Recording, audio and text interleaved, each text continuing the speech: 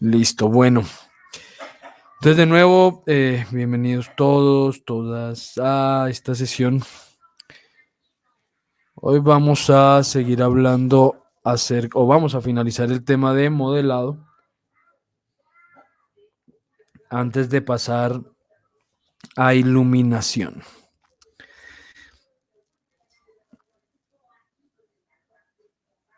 A ver, les comparto pantalla. ¿Alguna pregunta, alguna duda, aporte, comentario antes de iniciar la sesión? Creo que falta la grabación de la vez pasada, de la semana pasada. No, esa está ya compartida. Falta es la sesión 3, porque fue la de Semana Santa que yo les comenté que por alguna razón no apareció el archivo. No sé qué pasó. Aparentemente se había grabado y resultó que nunca apareció el archivo. Entonces la grabé yo solo, la volví a grabar, pero al hacerlo de esa manera requiere de algo de edición y no he hecho esa edición. Entonces ahorita la termino para podérsela subir y que la tengan ya disponible.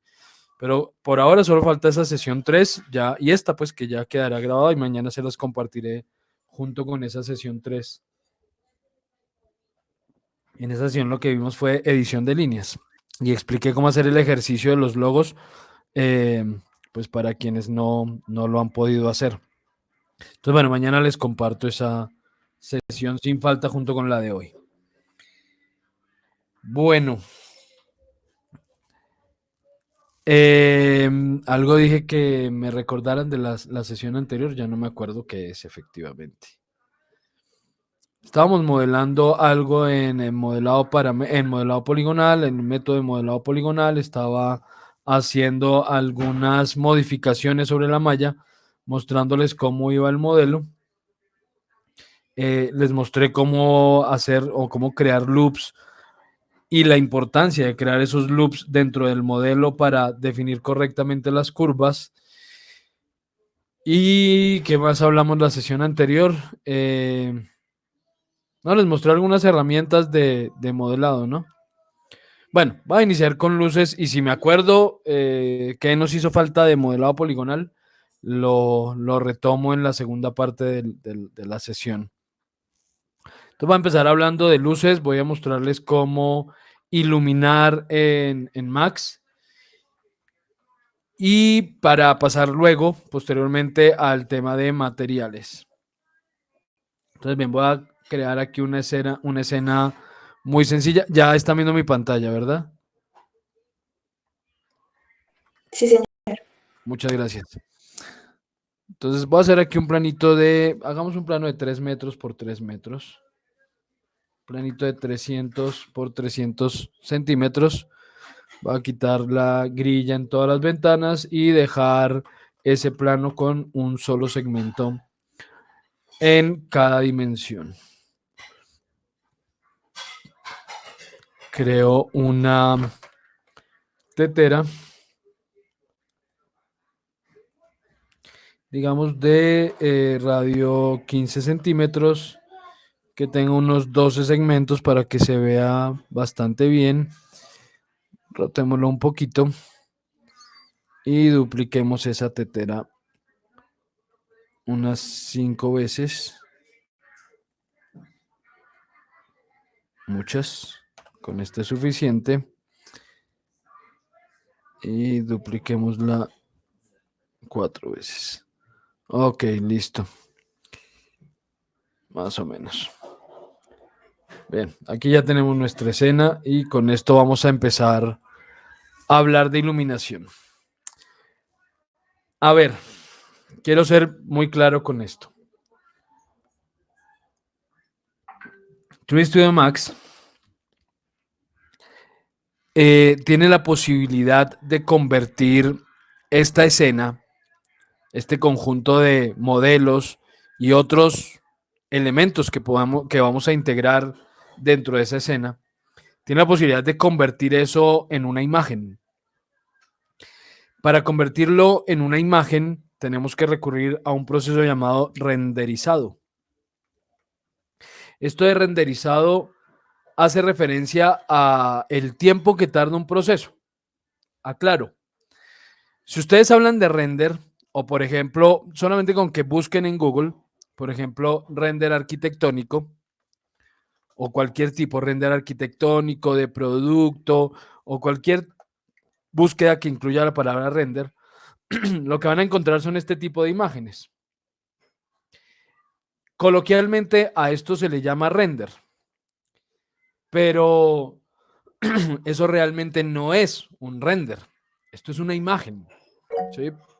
El render, si tienen alguna pregunta, ya saben, activen su micrófono y adelante, pueden preguntarme.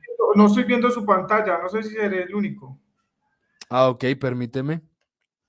¿Los demás la ven? Sí, señor, sí se ve. Sí, profe. Bueno, voy a dejar de presentar.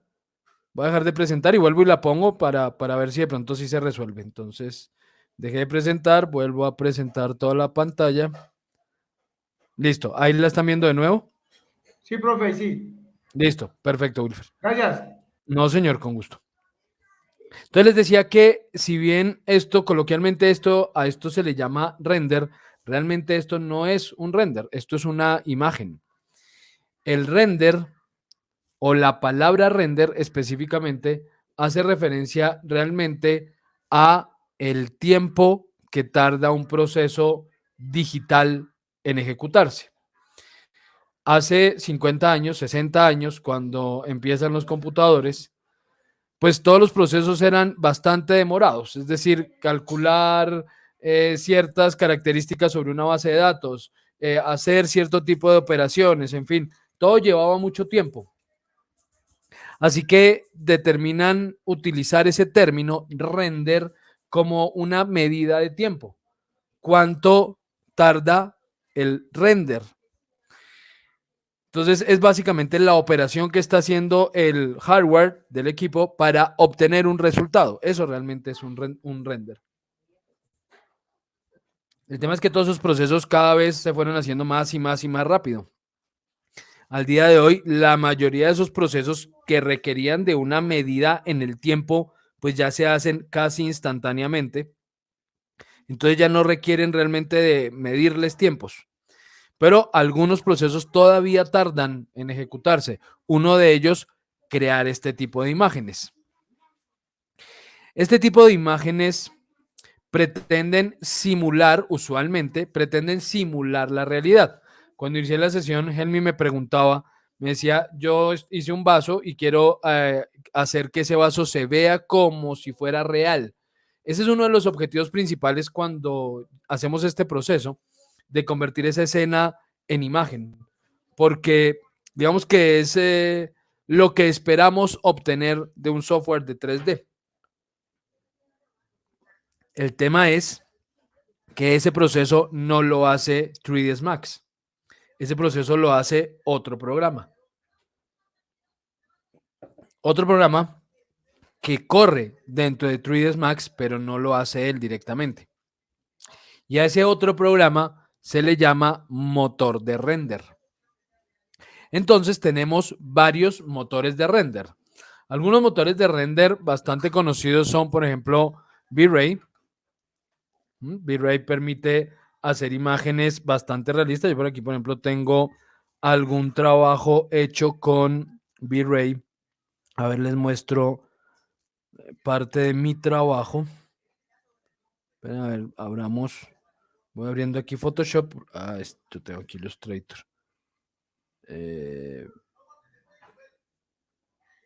Perdón. Cerremos Illustrator. Y abramos Photoshop. Listo.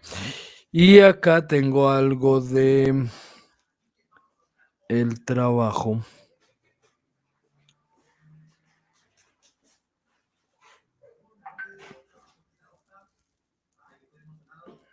Ah, lo puedo abrir aquí, es más. Permítanme un segundito.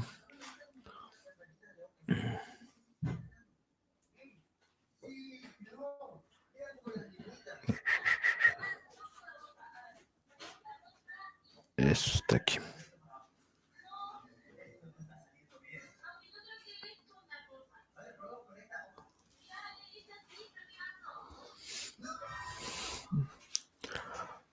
Listo, esto, por ejemplo. Ok, esto es un render hecho con ese motor de render, con V-Ray. Entonces, es un motor que pretende simular la realidad de la forma más precisa posible y trabaja básicamente todos sus parámetros a partir de aspectos físicos que podamos controlar. Entonces, cuando vamos a trabajar con este motor de render, con V-Ray, podemos controlar absolutamente cada aspecto físico de la luz, como por ejemplo intensidades, rebotes, frecuencias de luz, en fin. Puedo controlar casi cualquier aspecto físico de una cámara, como exposición, velocidad de obturación, distancia focal. Puedo controlar casi cualquier aspecto físico de un material, como su textura. Bueno, no aspecto físico, ahí sí corrijo, no es un aspecto físico, es un aspecto visual más que físico del material. Índices de reflexión, índices de refracción, en fin. Pero porque estos motores de render V-Ray, Corona es otro motor de render bastante interesante, yo no lo suelo usar, pero Corona es un muy buen motor de render. ¿Sí? Corona me permite hacer este tipo de imágenes también, ¿sí? Lograr este tipo de imágenes.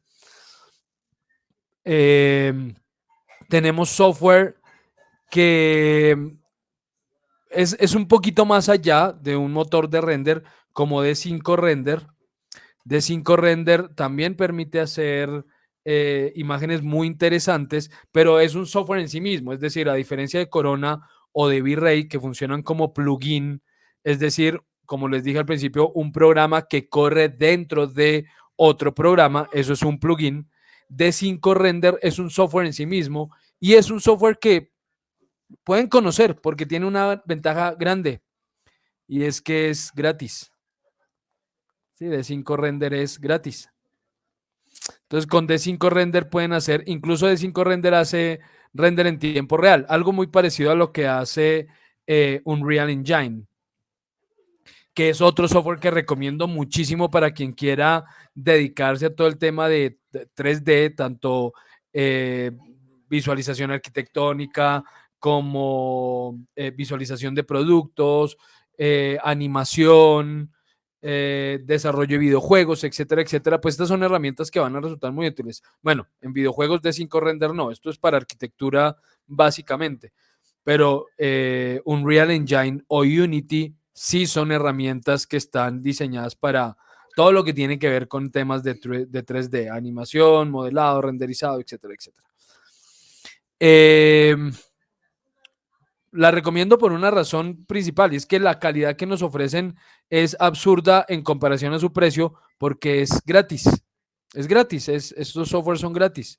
Miren, esto tiene versión totalmente gratuita. Tiene una versión Pro que les va a ofrecer acceso a librerías en línea, a tutoriales, a otras cosas que cuesta $360 el año o $38 el mes, pero igual, si no la quieren pagar y quieren la versión gratis, hace exactamente lo mismo. Lo que pasa es que no tienen librerías, no tienen tutoriales, no tienen widgets, pero de resto hace la misma cosa.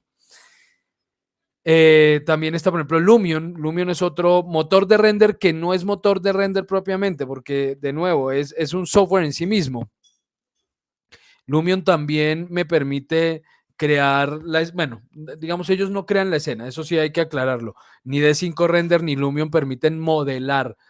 Unreal Engine sí permite modelar dentro, aunque tampoco es que tenga muchas herramientas de modelado. Usualmente en este tipo de software traemos la malla al software y aquí nos encargamos de iluminar, poner materiales, texturizar, crear las cámaras, hacer las animaciones, los recorridos, etcétera, y el proceso de renderizado. Por ejemplo, en el caso de Unreal Engine o de D5 Render, o de Lumion también, ese render es en tiempo real, entonces, o casi en tiempo real. Digamos que el proceso no es tan tardado al final de cuentas, pero exige muchísima máquina, ¿sí? Trabajar con este software, estos programas, requiere tener especialmente una muy buena tarjeta de video. Si no cuenta con una buena tarjeta de video, ni siquiera corre, o sea, no hay ni que intentarlo. D5 Render, por ejemplo, pide que al menos tenga una 1080, una GTX 1080 para poder correr el software. Si no tiene más de eso, 6 GB de VRAM, 1080 para arriba, 1080, 2060, 2070 o serie 30 de las tarjetas de NVIDIA o bueno, yo no sé mucho las tarjetas de AMD, entonces no puedo darle referencias, pero exige una buena tarjeta de video. Entonces, si no la tienen, pues no hay ni que intentarlo porque no se va a poder.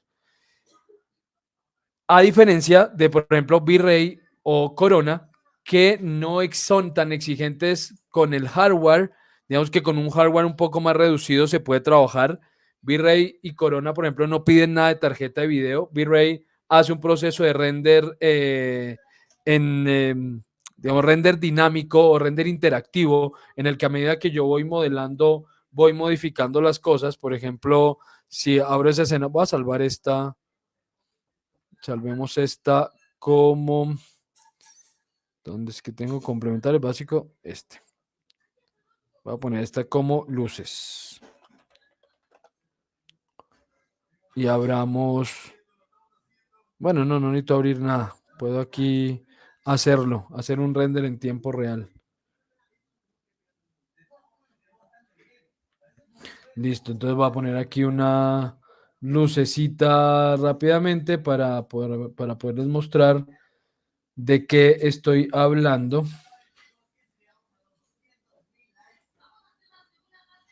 Listo. Entonces, por ejemplo, este render que estoy haciendo aquí en este momento, este proceso de renderizado, es un proceso dinámico. Es decir, que si yo cambio algo en la escena, él automáticamente cambia el render y lo vuelve a analizar. ¿Sí? Aquí está haciendo de nuevo el análisis. Por eso verán que aparece un poco de puntitos, porque pues, la imagen no se ha terminado de procesar. Aquí abajo pueden ver que hay una barrita en gris que me indica que está procesándola.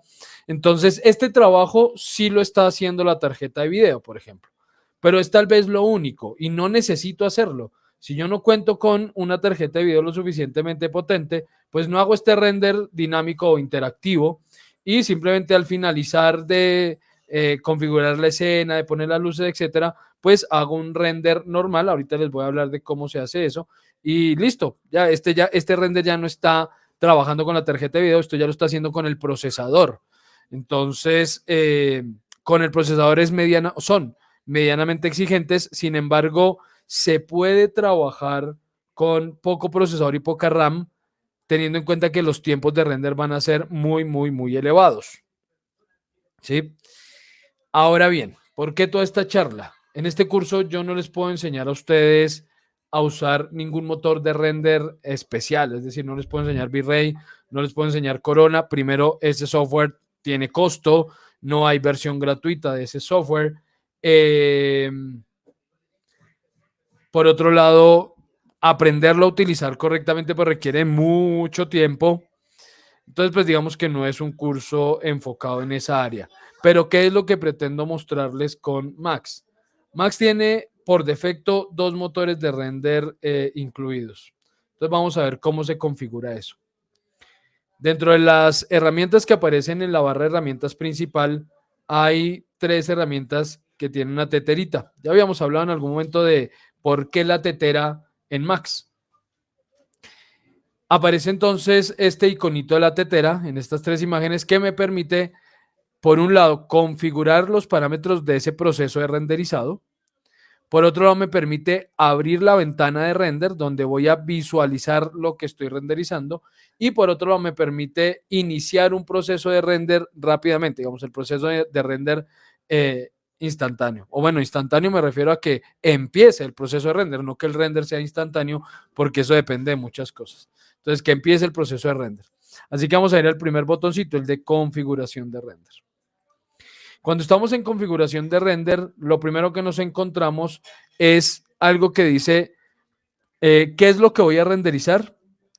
Entonces me dice producción, un render de producción, un render interactivo, o voy a renderizar en modo sombreado, o voy a hacer un render en Cloud Rendering A360, que es un servicio de Autodesk para que si no tengo buen equipo o si requiero de una imagen muy grande o de una secuencia de imágenes y sé que va a llevar muchísimo tiempo, pues cuando compramos la licencia de Max, él nos ofrece el servicio de render en A360, Autodesk 360, y eso va incluido dentro de la licencia. Entonces yo no renderizo en mi equipo, renderizo es en equipos de Autodesk, y eso hace que por un lado, pues el render se pueda hacer más rápido, y por otro lado no tenga que consumir ese recurso yo, porque mientras hacemos el proceso de renderizado, el equipo queda casi inútil. Es decir, sí se pueden hacer cosas, pero si no tengo un muy buen hardware, es mejor dejar eso quietico porque cualquier cosa tumba el equipo mientras él renderiza. Entonces, bueno, en este caso va a renderizar para producción. Luego en los presets, no hay presets definidos por mí. Aquí hay algunos establecidos de Scanline, Scanline, Scanline y Quicksilver. Y luego viene cuál va a ser el motor de render. Entonces dice renderer, cuál va a ser el motor de render que va a utilizar. Yo activé V-Ray para mostrarles el ejemplo, pero Max viene con Scanline, Arnold, Quicksilver en la versión 2020, 21, 22 y 23, antes eso no existía, y Art Renderer también en las últimas dos versiones. Esos 4 motores de render los tiene incluidos 3ds Max desde que lo instalamos. Repito, en las últimas versiones. En versiones anteriores, siempre, desde la versión 1, siempre ha estado presente Scanline. Este es el motor de render que nació con 3ds Max y siempre lo ha incluido. Y es sobre el que vamos a trabajar para explicarles algunos conceptos simples. Y Arnold apareció en el 2016 reemplazando otro motor de render que se llamaba Mental Ray. Hasta la versión 2015, 3ds Max utilizaba o Scanline o Mental Ray, y en la versión 2016 apareció Arnold reemplazando Mental Ray y ya Arnold se ha quedado. Si ustedes quieren aprender a utilizar Arnold, no es un motor de render que yo conozca, no lo sé usar, digamos, no lo sé usar, no lo he usado, pero básicamente es un motor que pretende simular de cierta manera la realidad, entonces todos ellos se parecen en muchas cosas. Así que pues seguramente no es tan complejo, pero si quieren aprenderlo a usar, les puedo recomendar algunos canales de YouTube donde hablan de cómo funciona el motor de render y les explican en algunos tutoriales pues cómo utilizarlo, pues son relativamente sencillos. Entonces ya para el que quiera me indica y le paso los enlaces. Como les digo, en este curso vamos a trabajar con Scanline por varias razones. Una, porque el tiempo no nos permite abordar otros motores de render, como les dije hace un momento. Dos, porque es el motor menos exigente para el hardware y yo doy por hecho que la mayoría no tiene super hardware en sus equipos. Entonces, pues tenemos que trabajar con algo que nos permita trabajar a todos. Y tres, como les digo, es el motor de render que ha existido desde el principio con 3ds Max. Desde la versión 1 en el año 96 hasta el 97, perdón, la versión 1 de 3ds Max, hasta el día de hoy, siempre ha estado Scanline, así que pues les voy a mostrar cómo funciona este motor de render. Entonces, listo, le digo que va a trabajar con Scanline.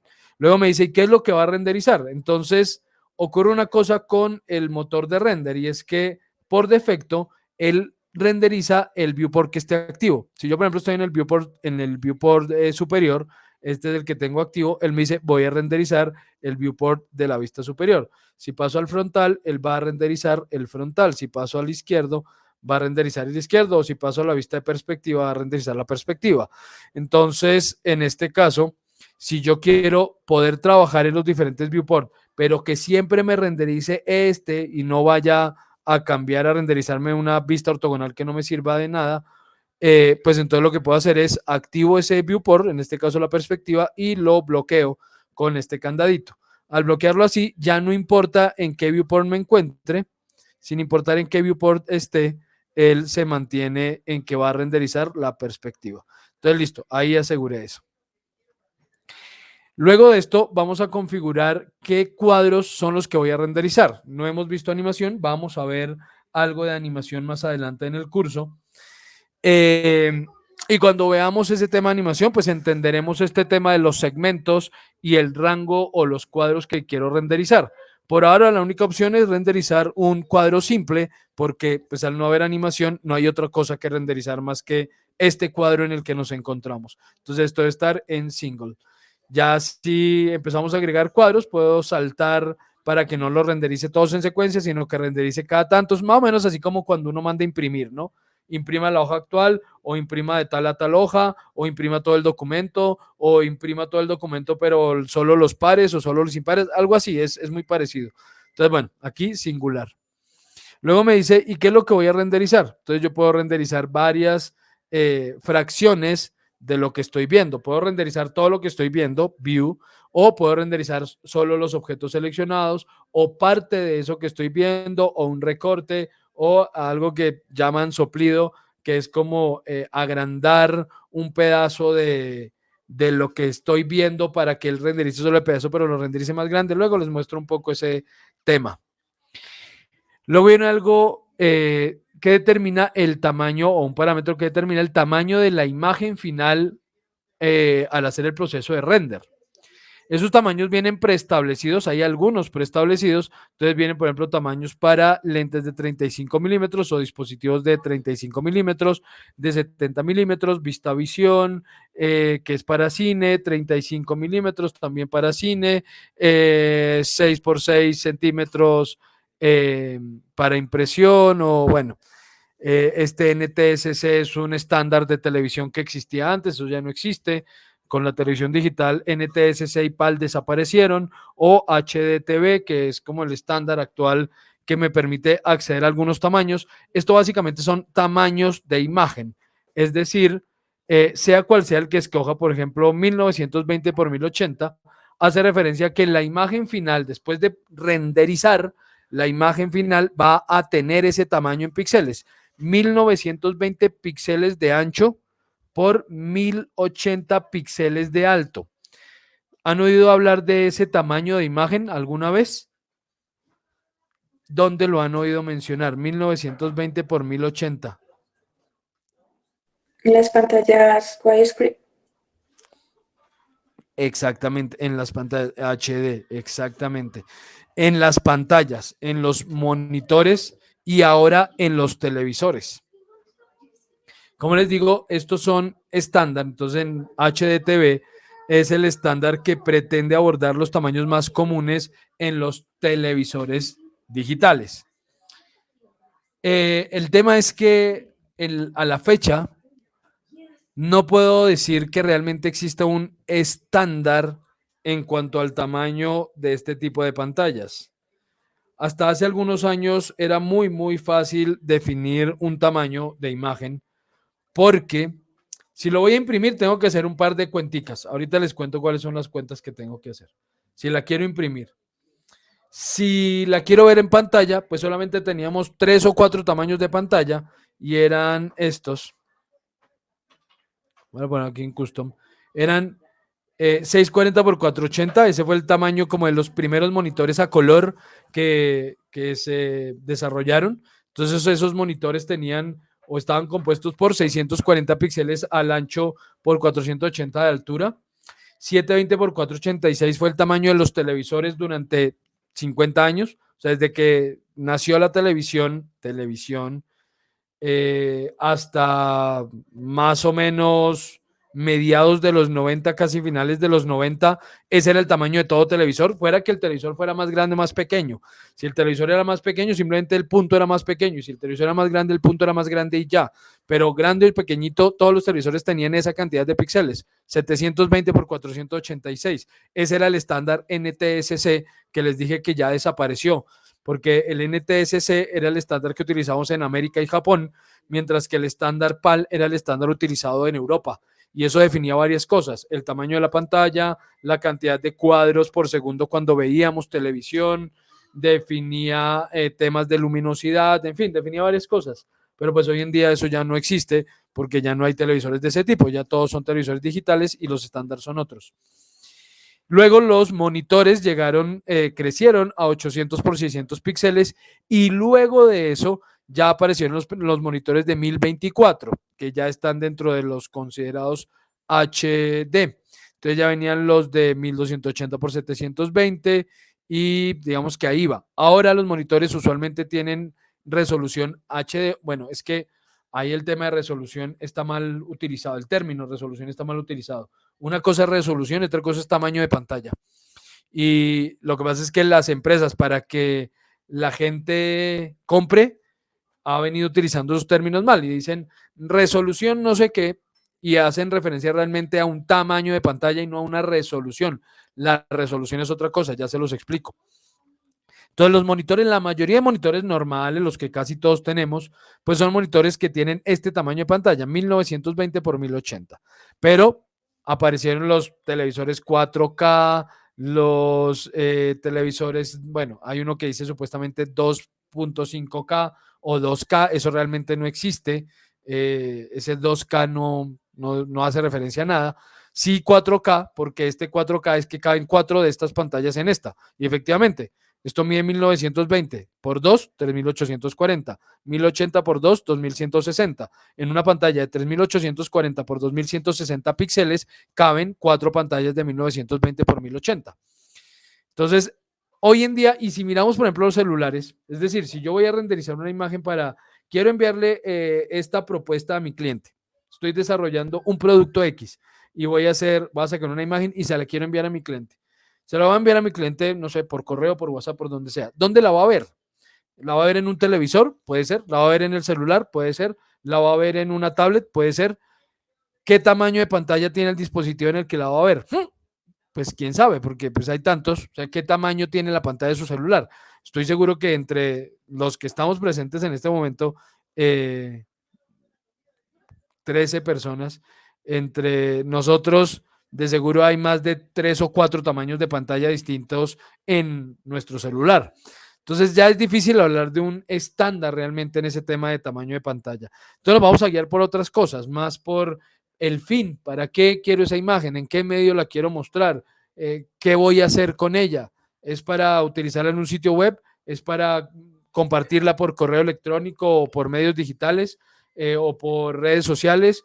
¿O la quiero imprimir? Entonces, si la quiero imprimir, bueno, digamos, para no adelantarme, si la quiero ver en pantallas,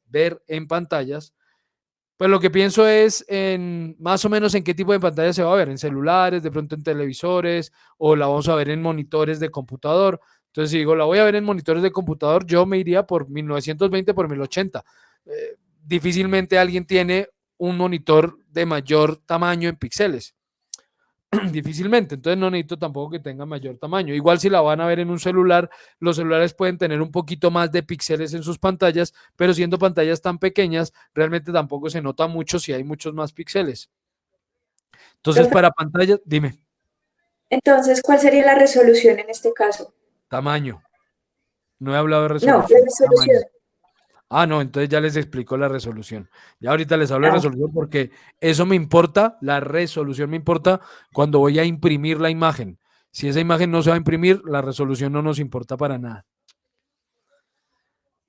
Entonces, ya si no es para pantallas, sino para imprimir, el tema cambia.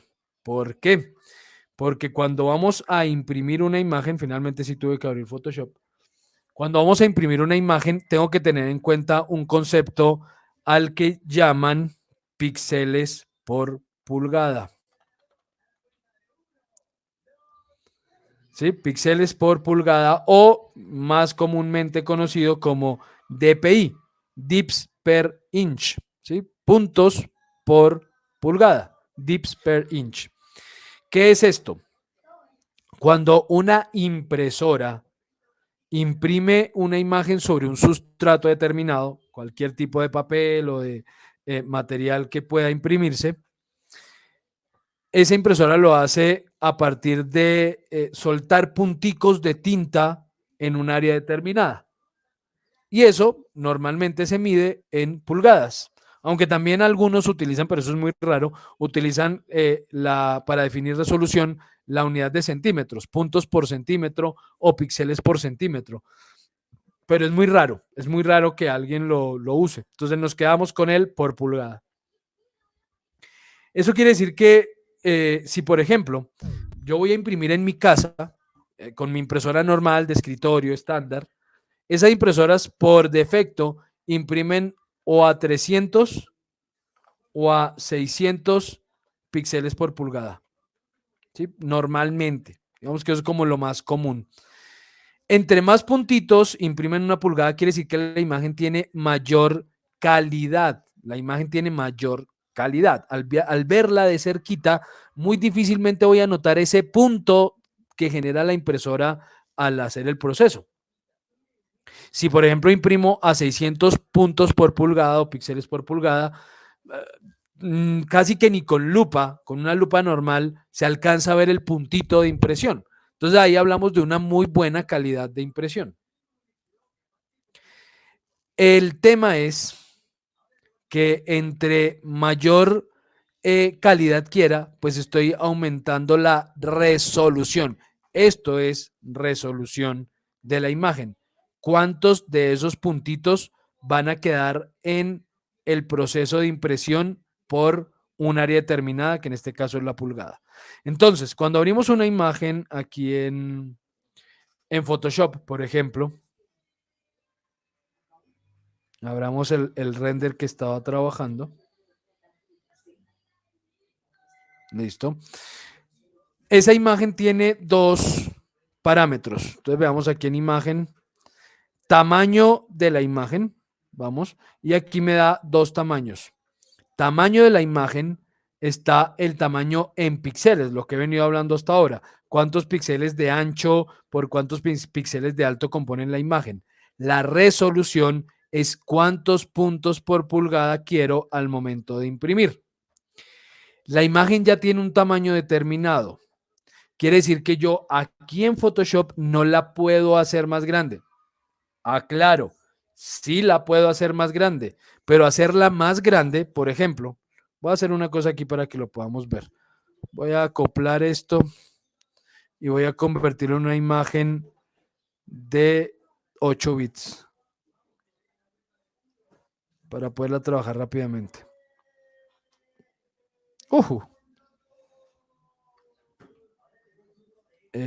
Bajemos aquí la exposición.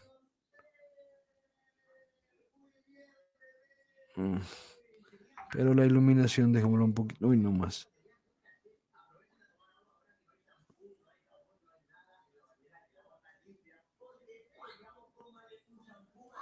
Voy a dejarla así como para que se medio vea normal, pero bueno, es un proceso que no tenía que ser aquí. Listo. Entonces ya es una imagen normal. Digamos, miremos qué características tiene. A ver, un punto donde se ve algún detallito, a ver, algún detalle.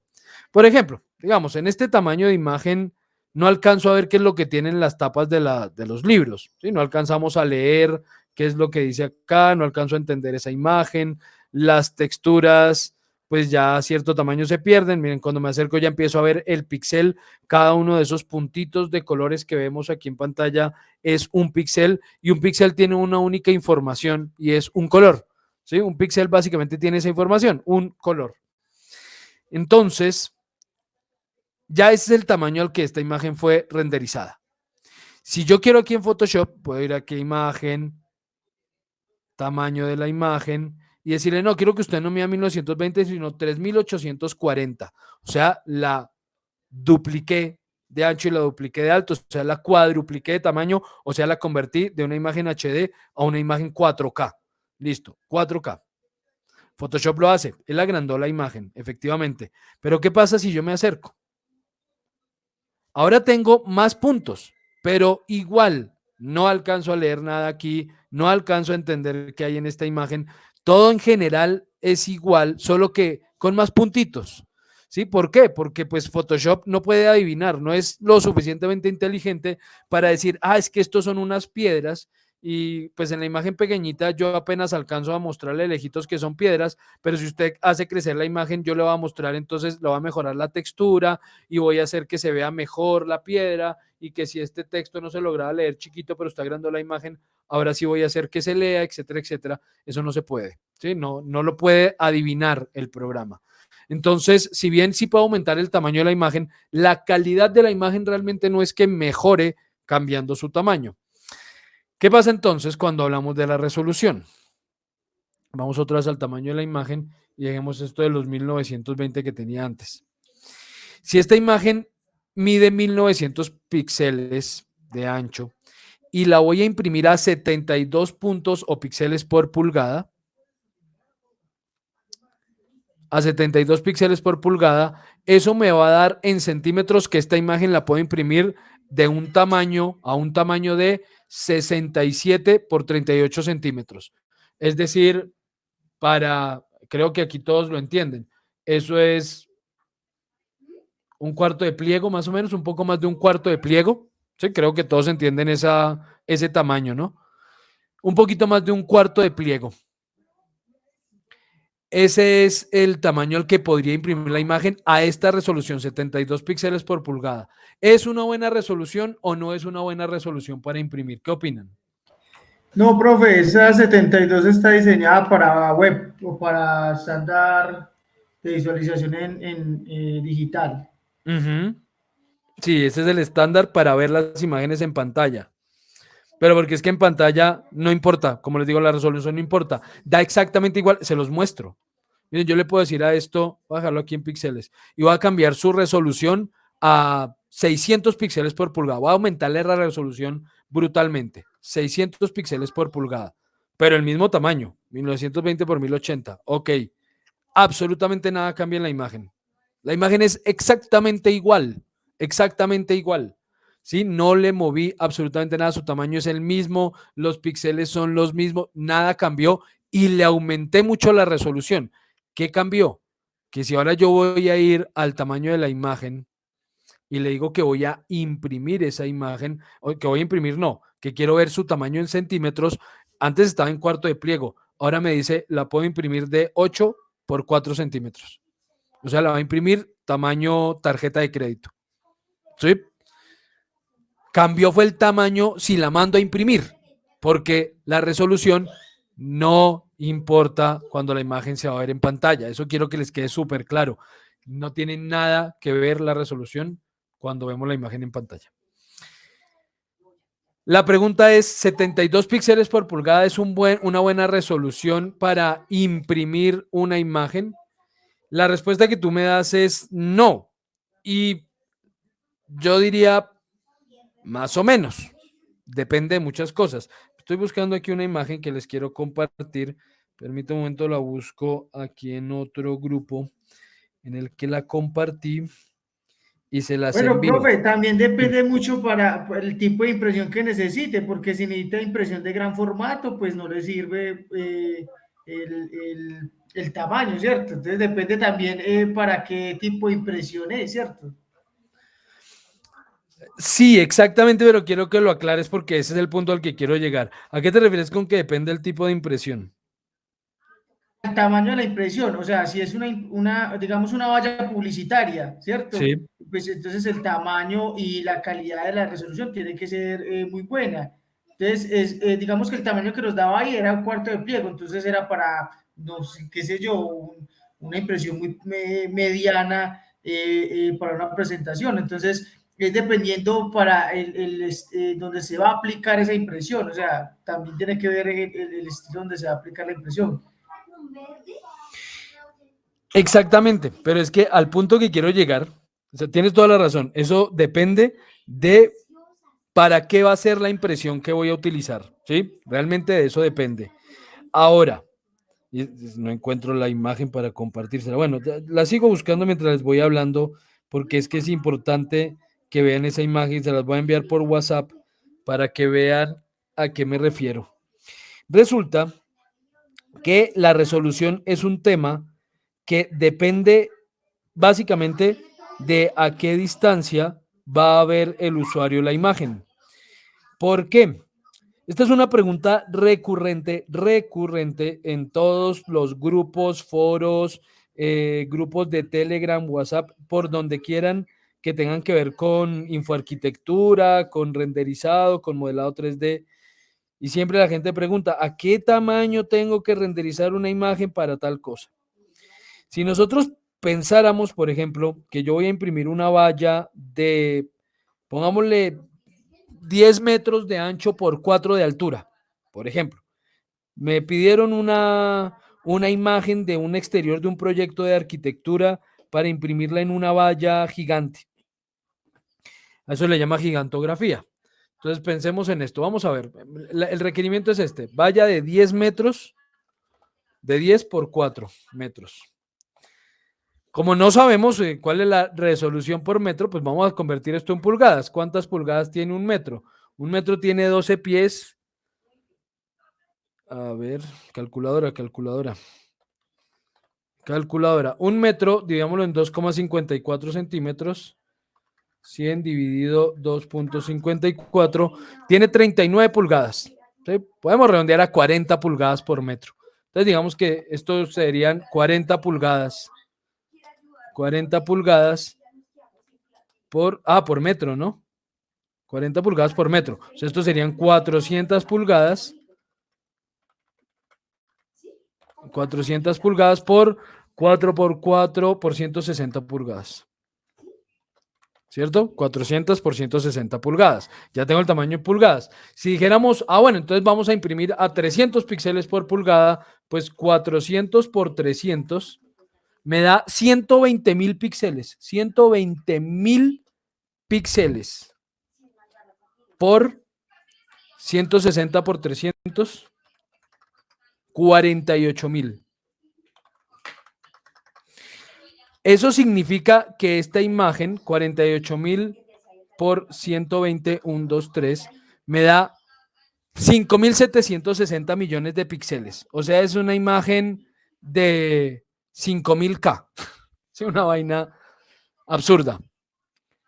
No hay equipo que renderice ese tamaño. O sea, ni el mejor hardware, bueno, no puedo decir ni el mejor hardware del mundo, porque yo no conozco el mejor hardware del mundo. Conozco el mejor hardware comercial actualmente.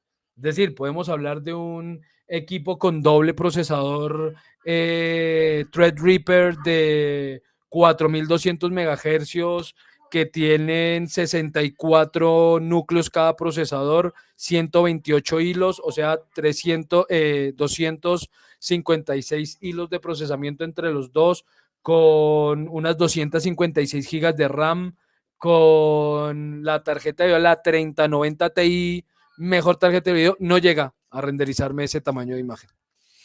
Entonces ahí es donde empieza la duda, pero yo ¿cómo voy a renderizar esto? Ahora, no solamente el hardware no llega, así llegara. El tiempo de render, por ejemplo, una imagen en V-Ray, allá la encontré por fin. Una imagen en V-Ray, esa imagen que yo les estaba mostrando, por ejemplo, esta imagen que estoy usando de ejemplo, que mide 1920 por 1080 en mi equipo, que no es una maravilla de equipo, tiene un Ryzen 5 3600, 32 GB de RAM y una tarjeta de video RTX 2060. O sea, un hardware promedio. Tarda más o menos 20 minutos en renderizarse. Esta imagen tarda más o menos 20 minutos en renderizarse. 20 minutos. Una imagen de ese tamaño en semanas no la renderizaría. O sea, así el hardware diera. Podría pasar perfectamente 2 semanas y no acaba el render. Entonces, nada, imposible. Pero ¿qué ocurre? Que si esa valla tiene 10 metros por 4 metros, ¿a qué distancia va a ver la gente esa valla? O sea, ¿qué es lo más cerca que alguien va a estar de esa valla? No es un mural, es una valla publicitaria. Esas vallas nunca van en el piso. Esas vallas siempre las ponen sobre algún edificio o sobre alguna estructura. Por bajita que esté esa estructura, estará a unos 5 metros, por bajita que esté. Y si está sobre un edificio, estamos hablando de 20 metros para arriba que esté esa valla. Porque eso no se puede montar sobre un edificio de 5 pisos. Esas vallas se pueden montar a cierta altura en edificios con ciertas características. Entonces pensemos que mínimo va a estar a 5 metros de altura. Y si contamos la distancia a la que va a estar la persona, si la valla está aquí a 5 metros de altura, la persona no la va a ver aquí pegadita si la valla está por aquí, ¿cierto? La persona no la va a ver desde aquí abajo, la persona va a estar a cierta distancia, entonces esta distancia hasta la valla pues es obviamente mayor. Entonces mínimo va a estar a unos 10 metros de distancia. En esa imagen que les acabo de enviar se menciona a qué distancia, a qué tamaño o resolución debo imprimir según la distancia a la que el usuario va a ver la imagen. Entonces dice, si la persona va a ver la imagen a 20 centímetros de distancia, o sea, una revista, un catálogo, un libro, la imagen impresa para que usted la tenga en la mano, lo recomendado es 381 píxeles por pulgada. Su ojo no va a percibir más. O sea, ya necesitaría lupa para entenderlo. Si va a estar a 1 metro de distancia, con 76 píxeles por pulgada es suficiente. Entonces, por ejemplo, esa imagen que les decía, la voy a imprimir para un cuarto de pliego. ¿Será que un cuarto de pliego yo lo voy a poner en las manos para verlo aquí pegadito a mi cara? ¿O será que si la imprimo un cuarto de pliego es como dijiste tú para una presentación y entonces la gente va a estar medianamente retirada de la imagen? Si yo voy a estar a más de 1 metro de distancia, según este, y voy a aclarar, según este texto, porque hay algunos, no, es que no hay ninguno tan completo, digamos, pero según otros textos, eso sube un poquito. Digamos que a 1 metro usted alcanza a reconocer hasta 94 píxeles por pulgada. Entonces sube un poquito, ¿no? El rango está por ahí, pero no es mucho la diferencia. A 10 metros de distancia, que esa es la distancia que va a hacer ver esa valla, su ojo no va a diferenciar más de 8 puntos por cada pulgada. O sea, perfectamente podría trabajar esa imagen a 8 píxeles por pulgada. Ya es muy poquito, pero es verdad, es verdad. Ustedes traten, no sé, es que lo pueden hacer, pueden coger 3 cositas que midan 1 milímetro, o sea, varias cositas que midan 1 milímetro y ponerlas, ojalá pudieran tener cubitos de 1 milímetro por 1 milímetro y ponerlos uno pegadito al otro y alejarse a 10 metros, a ver si logran diferenciar realmente esos 10 cubitos o ven simplemente un algo por allá. Es muy difícil que a más de 10 metros uno diferencie demasiado el píxel. Entonces, eso me lleva a que si a 10 metros de distancia yo puedo trabajar a 8 píxeles por pulgada, yo no me bajaría tanto, yo me iría a 20, 30 píxeles por pulgada, pues a 30 píxeles por pulgada, la valla de 10 metros me bajó a la 10ª parte. Entonces ya no va a trabajar a 300, sino a 30 píxeles por pulgada. Quiere decir que esto va a medir solamente 12.000 píxeles, que igual es grande, por 4.800. ¿Sí? 12.000 por 4.800, que igual es grandote, pero esto ya es manejable, porque ya no estoy hablando de 5.760 millones de píxeles, estoy hablando de 12.000 por 4.800, estoy hablando de 57 millones de píxeles, y eso ya es medianamente manejable. ¿Sí? Entonces, bueno, todo eso era para entender la diferencia entre tamaño de imagen y resolución de la imagen. ¿Alguna pregunta al respecto o sí logré aclarar el tema?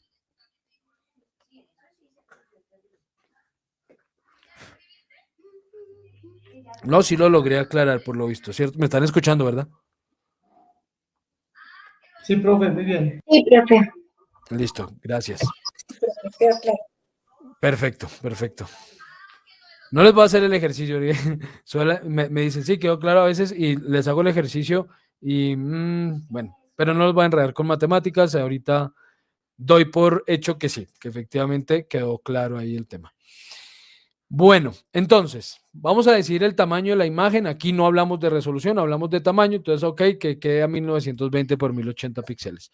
Luego me permite determinar qué tipo de elementos quiero renderizar dentro del proceso. Si quiero que, por ejemplo, se rendericen los objetos que estén ocultos, eso me hace falta hablarles de esto. Ahorita les hablo de esto porque es importante, si no después lo olvido y me lo salto.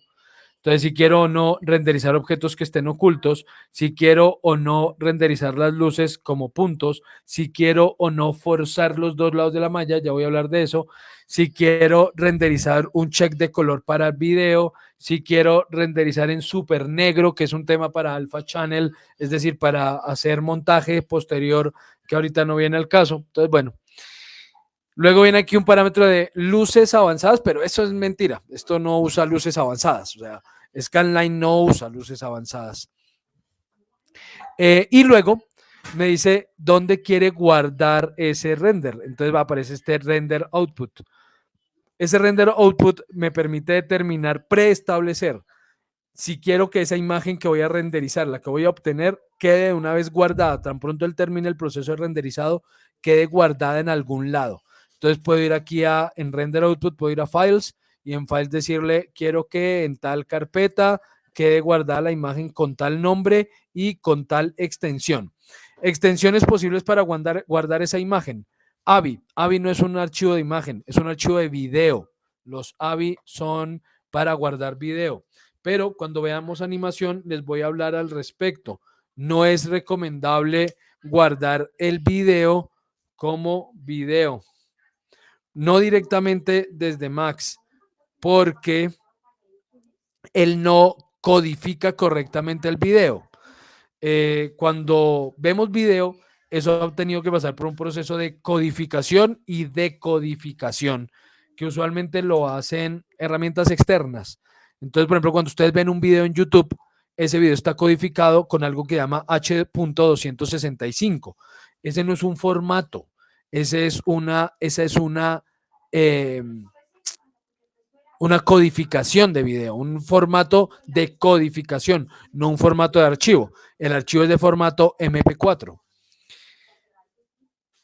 Max no hace ese proceso correctamente, no lo hace bien. Entonces mi recomendación es siempre que va a renderizar un video, no renderizo directamente video, renderizo como una secuencia de imágenes y luego en algún programa de postproducción como Premiere monto esa secuencia de video a partir de las imágenes obtenidas. Podría guardar como BMP. El BMP es el peor formato de imagen existente porque fue el primero, eso hay que reconocérselo, fue el primer formato de imagen creado cuando se comercializó pues el sistema, pero eran imágenes supremamente pesadas y de muy mala calidad. Se ven bien en pantalla, relativamente bien, pero son imágenes que pesan muchísimo, que no se imprimen bien. Entonces es un formato que realmente está en absoluto desuso. No he vuelto a ver hace 15 años, no he vuelto a ver un BMP en ninguna parte, pero pues ahí está, todavía queda, hay cosas, varias cositas en Max que están desde la primera versión y como que las versiones mejoran, implementan nuevas herramientas, actualizan cosas, pero algunos elementos ahí quedan rezagados, como que se les olvida que eso estaba por allá, nunca lo tocan y nunca lo sacan, pero eso no lo usa nadie. Entonces, por ejemplo, este formato pues no se usa. Kodak Cineon es un formato de imagen también para algo parecido a algo llamado RAWs, que son imágenes para edición y que almacenan cierta información sobre luz, pero pues es otro formato que tampoco le he visto usar a nadie en muchos años. Lo mismo esto es Encapsulate PostScript, esto es un tema de impresión para hacer preprensa y otras cosas, pero bueno, es un formato que sí se puede utilizar, pero es muy específico. Los EXR son formatos ideales para guardar información de luz. Yo les voy a mostrar junto con estas sesiones en las que vamos a hablar de iluminación, les voy a hablar de algo llamado los HDRs. Ahí les contaré entonces un poco más acerca de este formato EXR. Estos Radiance Image, los HDR, que es de lo que les voy a hablar luego. JPGs es el formato más común, digamos el formato universal de imagen para ver en pantalla. No es el ideal si vamos a imprimir, porque él elimina mucha información que resulta útil al momento de imprimir la imagen. Tampoco si voy a editar esa imagen, tampoco es el formato ideal, porque los JPG son imágenes de 8 bits, es decir, tiene 8, digamos, el bit es el punto mínimo o el elemento mínimo de información. Entonces, cuando decimos que una imagen es una imagen de 8 bits, está a 8 bits o a 16 bits o a 32 bits, es la cantidad de información que logra almacenar por paquete de datos. Si la imagen está a 8 bits, quiere decir que está guardando la mínima cantidad de información necesaria. Básicamente, el color del píxel. Pare de contar. Es la única información que un JPG tiene. ¿De qué color es cada píxel? Pare de contar. Cuando la imagen está a 16 bits, permite almacenar el doble, y eso es exponencial, el doble de información. Entonces ya no solamente me da el color del píxel, también me puede dar algunos datos, por ejemplo, sobre la cantidad de luz que tenía la imagen en determinado momento o almacenar algún otro tipo de datos. Y si la imagen está a 32 bits, que es el máximo posible de almacenamiento en una imagen, es la imagen o el formato ideal para editar la imagen porque tiene toda la información posible, de dónde provenía la luz, qué cantidad de luz tenía, el color del píxel, características de refracción y reflexión, en fin, almacena un poco de información que en algunos casos es importante. Entonces el JPG es ideal para guardar la imagen final, si yo ya no le voy a hacer mayor cosa, si no necesito un proceso de postproducción profundo y esa imagen la voy a compartir siempre para ver en pantalla, JPG es el que menos pesa, es el que todo dispositivo abre. Cuando ustedes toman una foto con con su celular, esa foto queda guardada como JPG. Cuando ustedes envían una foto por WhatsApp, una imagen por WhatsApp, esa imagen se convierte en JPG, así no lo sea. Entonces, bueno, es el formato estándar para ver en pantalla. PNG es el mismo JPG, solo que le agrega una cosita y es que permite guardar transparencia. O sea, le agregamos ese datico. Pesa apenas un poquito más que el JPG. Tampoco es ideal para editar, tampoco es ideal para imprimir. Es muy bueno para ver en pantalla. Entonces, si yo, por ejemplo, renderizo esta imagen donde no hay nada después del plano, si la guardo en JPG, ese nada va a quedar guardado como píxeles negros. Si la guardo como PNG, ese nada queda guardado como una transparencia. Entonces me resulta útil, por ejemplo, para hacer montaje posteriormente. Me permite guardar como Move, que también es un formato de video para QuickTime, que es una herramienta, o era la herramienta con la que podíamos ver video en los Mac inicialmente, la competencia del Media Player de Windows. Pero pues hoy en día realmente todas estas herramientas reproducen el mismo formato que es MP4. Ya los formatos de video AVI o Move o todos esos formatos de video pues ya no son como muy conocidos. Este es GI File, no, la verdad nunca lo he usado, no tengo ni idea. Pues ahí vienen escalas de colores, RGB, RGBA, pero nunca lo he usado, entonces no sé para qué exista. Los RLA es otro formato de edición, igual que el RPF, son formatos para editar en postproducción, que son formatos de imágenes de 16 bits que almacenan más información que los JPG, pero tampoco los he usado nunca. Targa es el formato ideal para edición de video. Entonces, si, por ejemplo, lo que estoy renderizando es una animación y no una imagen estática, lo que les decía es, no voy a guardar el video como AVI ni como Move, lo voy a guardar como TGAs. Entonces, él me va a guardar una secuencia de TGAs que luego me van a permitir editar en Premiere o en cualquier Nuke o cualquier programa de postproducción de video. Y pues voy a tener control sobre muchos aspectos de esas imágenes obtenidas. Y TIFF es el formato ideal para impresión. Entonces, si la imagen tiene ese fin, se va a imprimir, lo ideal será guardarla en TIFF para luego editarla y ahí sí enviarla al proceso de impresión. Este V-Ray Image es porque tengo instalado V-Ray, entonces es el formato que me guarda toda la información que pueda darme V-Ray, y este DDS no tengo ni idea, nunca lo he usado, no lo conozco. Entonces, bueno, digamos que en este caso yo le digo que lo voy a guardar como JPG, él me va a dar algunos parámetros, según el que escoja, le va a decir que se guarde como borrar JPG, y ya según el formato que escoja, aquí en Setup me da algunas opciones. Aquí, por ejemplo, me dice qué calidad quiere darle a la imagen final. Es un JPG, no pesa nada, entonces le va a dar 100% de calidad, máxima calidad. Ok, listo, guardar, y entonces él ya me va a decir que esa imagen va a quedar guardada en esa ruta. Listo. Y ya, después puedo decirle que me envíe un email si quiero que él me avise cuando termine de renderizar. Ya les dije, hay procesos de estos que son demorados. Entonces puede ser que el equipo se quede renderizando ahí solo y yo me vaya. Entonces quiero que él me envíe un correíto cuando termine de renderizar, pero para eso tengo que configurar unos servidores y otras cosas. Ya vienen aquí algunos scripts adicionales que no vamos a usar en este momento. Y por último, puedo escoger otra vez otro motor de render distinto. Entonces él me dice, ¿qué motor de render quiere usted utilizar? Yo estoy utilizando Scanline, es el que voy a utilizar. Aquí me aparecen los otros, porque Scanline es el que ya estoy usando.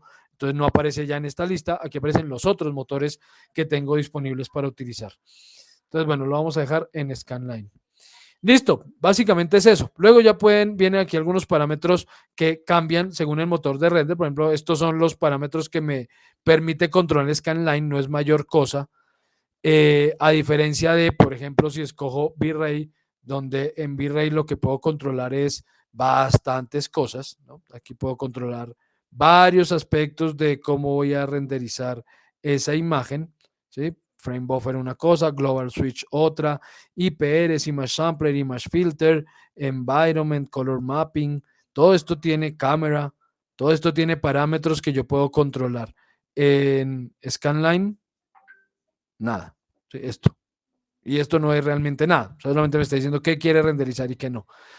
Luego aparece algo llamado Render Elements, que no viene ahorita al caso porque no me va a servir con Scanline. Digamos que no va a ser mucha la información que va a obtener. Sin embargo, voy a agregar uno para mostrarles algo. Voy a decirle que me agregue el de Lighting, Diffuse y Shadow. Voy a decirle que agregue esos. Ok, para mostrarles algo luego. Ray Tracer, si quiero activar Ray Tracer, no hay Ray Trace. ¿Qué es Ray Trace? Trazado de rayos. ¿Qué es eso de trazado de rayos? Es la tecnología que se utiliza para visualizar el render en tiempo real. Es decir, tarjetas como las RTX, ese RTX es justamente Ray Trace Experience, trazado de rayos, es porque la luz, voy a abrirles aquí unas imágenes que me van a permitir explicarles esto. Perdón, el equipo está un poquito colgado ya por varios software que está usando. Entonces, en este. Ok. La luz, esto se los voy a explicar para entender el porqué de la luz, pero no funciona así en nuestro motor de render. La luz básicamente es un conjunto de frecuencias, de varias frecuencias de onda que vienen en conjunto y que llegan a nuestros ojos. Eso es lo que entendemos como luz. Es simplemente un conjunto de varias frecuencias, ¿no? Es una frecuencia electromagnética que viaja por el espacio, por el vacío, y según su frecuencia determina un color. Digamos que eso a muy grandes rasgos. Nuestros ojos perciben esa luz a través de dos tipos de células que tenemos en los ojos, que son dos células neuronales, que son los conos y los bastones. Los bastones están encargados de percibir los cambios de luminosidad, los cambios en la intensidad de la luz. Los conos son los encargados de percibir el color y de determinar el color en nuestros ojos. Nuestros ojos tienen muchísimos menos conos que bastones. Digamos que es más o menos la octava parte. No me acuerdo cuántos millones son millones, pero no me acuerdo exactamente cuántos son en promedio. Pero digamos que es más o menos 8 veces menos la cantidad de conos que la cantidad de bastones. Eso quiere decir que los seres humanos nuestros ojos están más adaptados a los cambios de luminosidad que a los cambios de color. Nosotros no diferenciamos una gama tan amplia de colores. ¿Cuántos colores puedo yo ver, por ejemplo, en una pantalla? En una pantalla estándar puedo ver hasta 16 millones de colores distintos. Vaya a ver quién diferencia 16 millones de colores. A duras penas podemos diferenciar algunos miles de colores, ¿sí? En sus distintos tonos. La luz entonces básicamente va a funcionar a partir de estas tres características. Hay una reflexión de la luz llega sobre una superficie y rebota. Cuando esa luz rebota sobre la superficie, la luz que ha rebotado llega a nuestros ojos, es la que nos permite ver el objeto. La luz antes de rebotar realmente no es un rebote. Eso es algo que entendemos usualmente mal. La luz realmente no rebota sobre la superficie. La luz interactúa con el material y el material expulsa parte de esas frecuencias. Las frecuencias que él expulsa son las que determinan el color del cual vemos el objeto. Si yo veo un objeto rojo es porque él ha absorbido el resto de frecuencias de la luz y solo está expulsando las frecuencias más bajas, que son las que determinan el color rojo. Entonces veo rojo el objeto. A eso le llamamos reflexión difusa. Reflexión difusa. Y es la que ya ha interactuado, la luz o las frecuencias que ya han interactuado con el material y son expulsadas por el material para que podamos ver el objeto. Pero hay algunos haces de luz que efectivamente no penetran el material, que no interactúan con el material y rebotan inmediatamente. A eso le llamamos reflexión especular y es lo que genera los reflejos o los brillos en los materiales. Bueno, es que todo esto es de reflexión, absorción de la luz, bueno, procesos de scattering, todo esto tiene que ver con luz. ¿A qué va entonces el tema?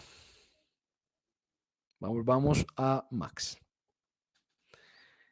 Cuando en un espacio nosotros tenemos una luz X.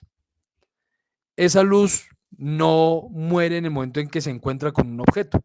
Rebota sobre el objeto y parte de esa luz que rebota, esas frecuencias que han rebotado, van a encontrarse con otros objetos y así mismo van a rebotar sobre esos objetos y eso genera algo que llamamos iluminación indirecta.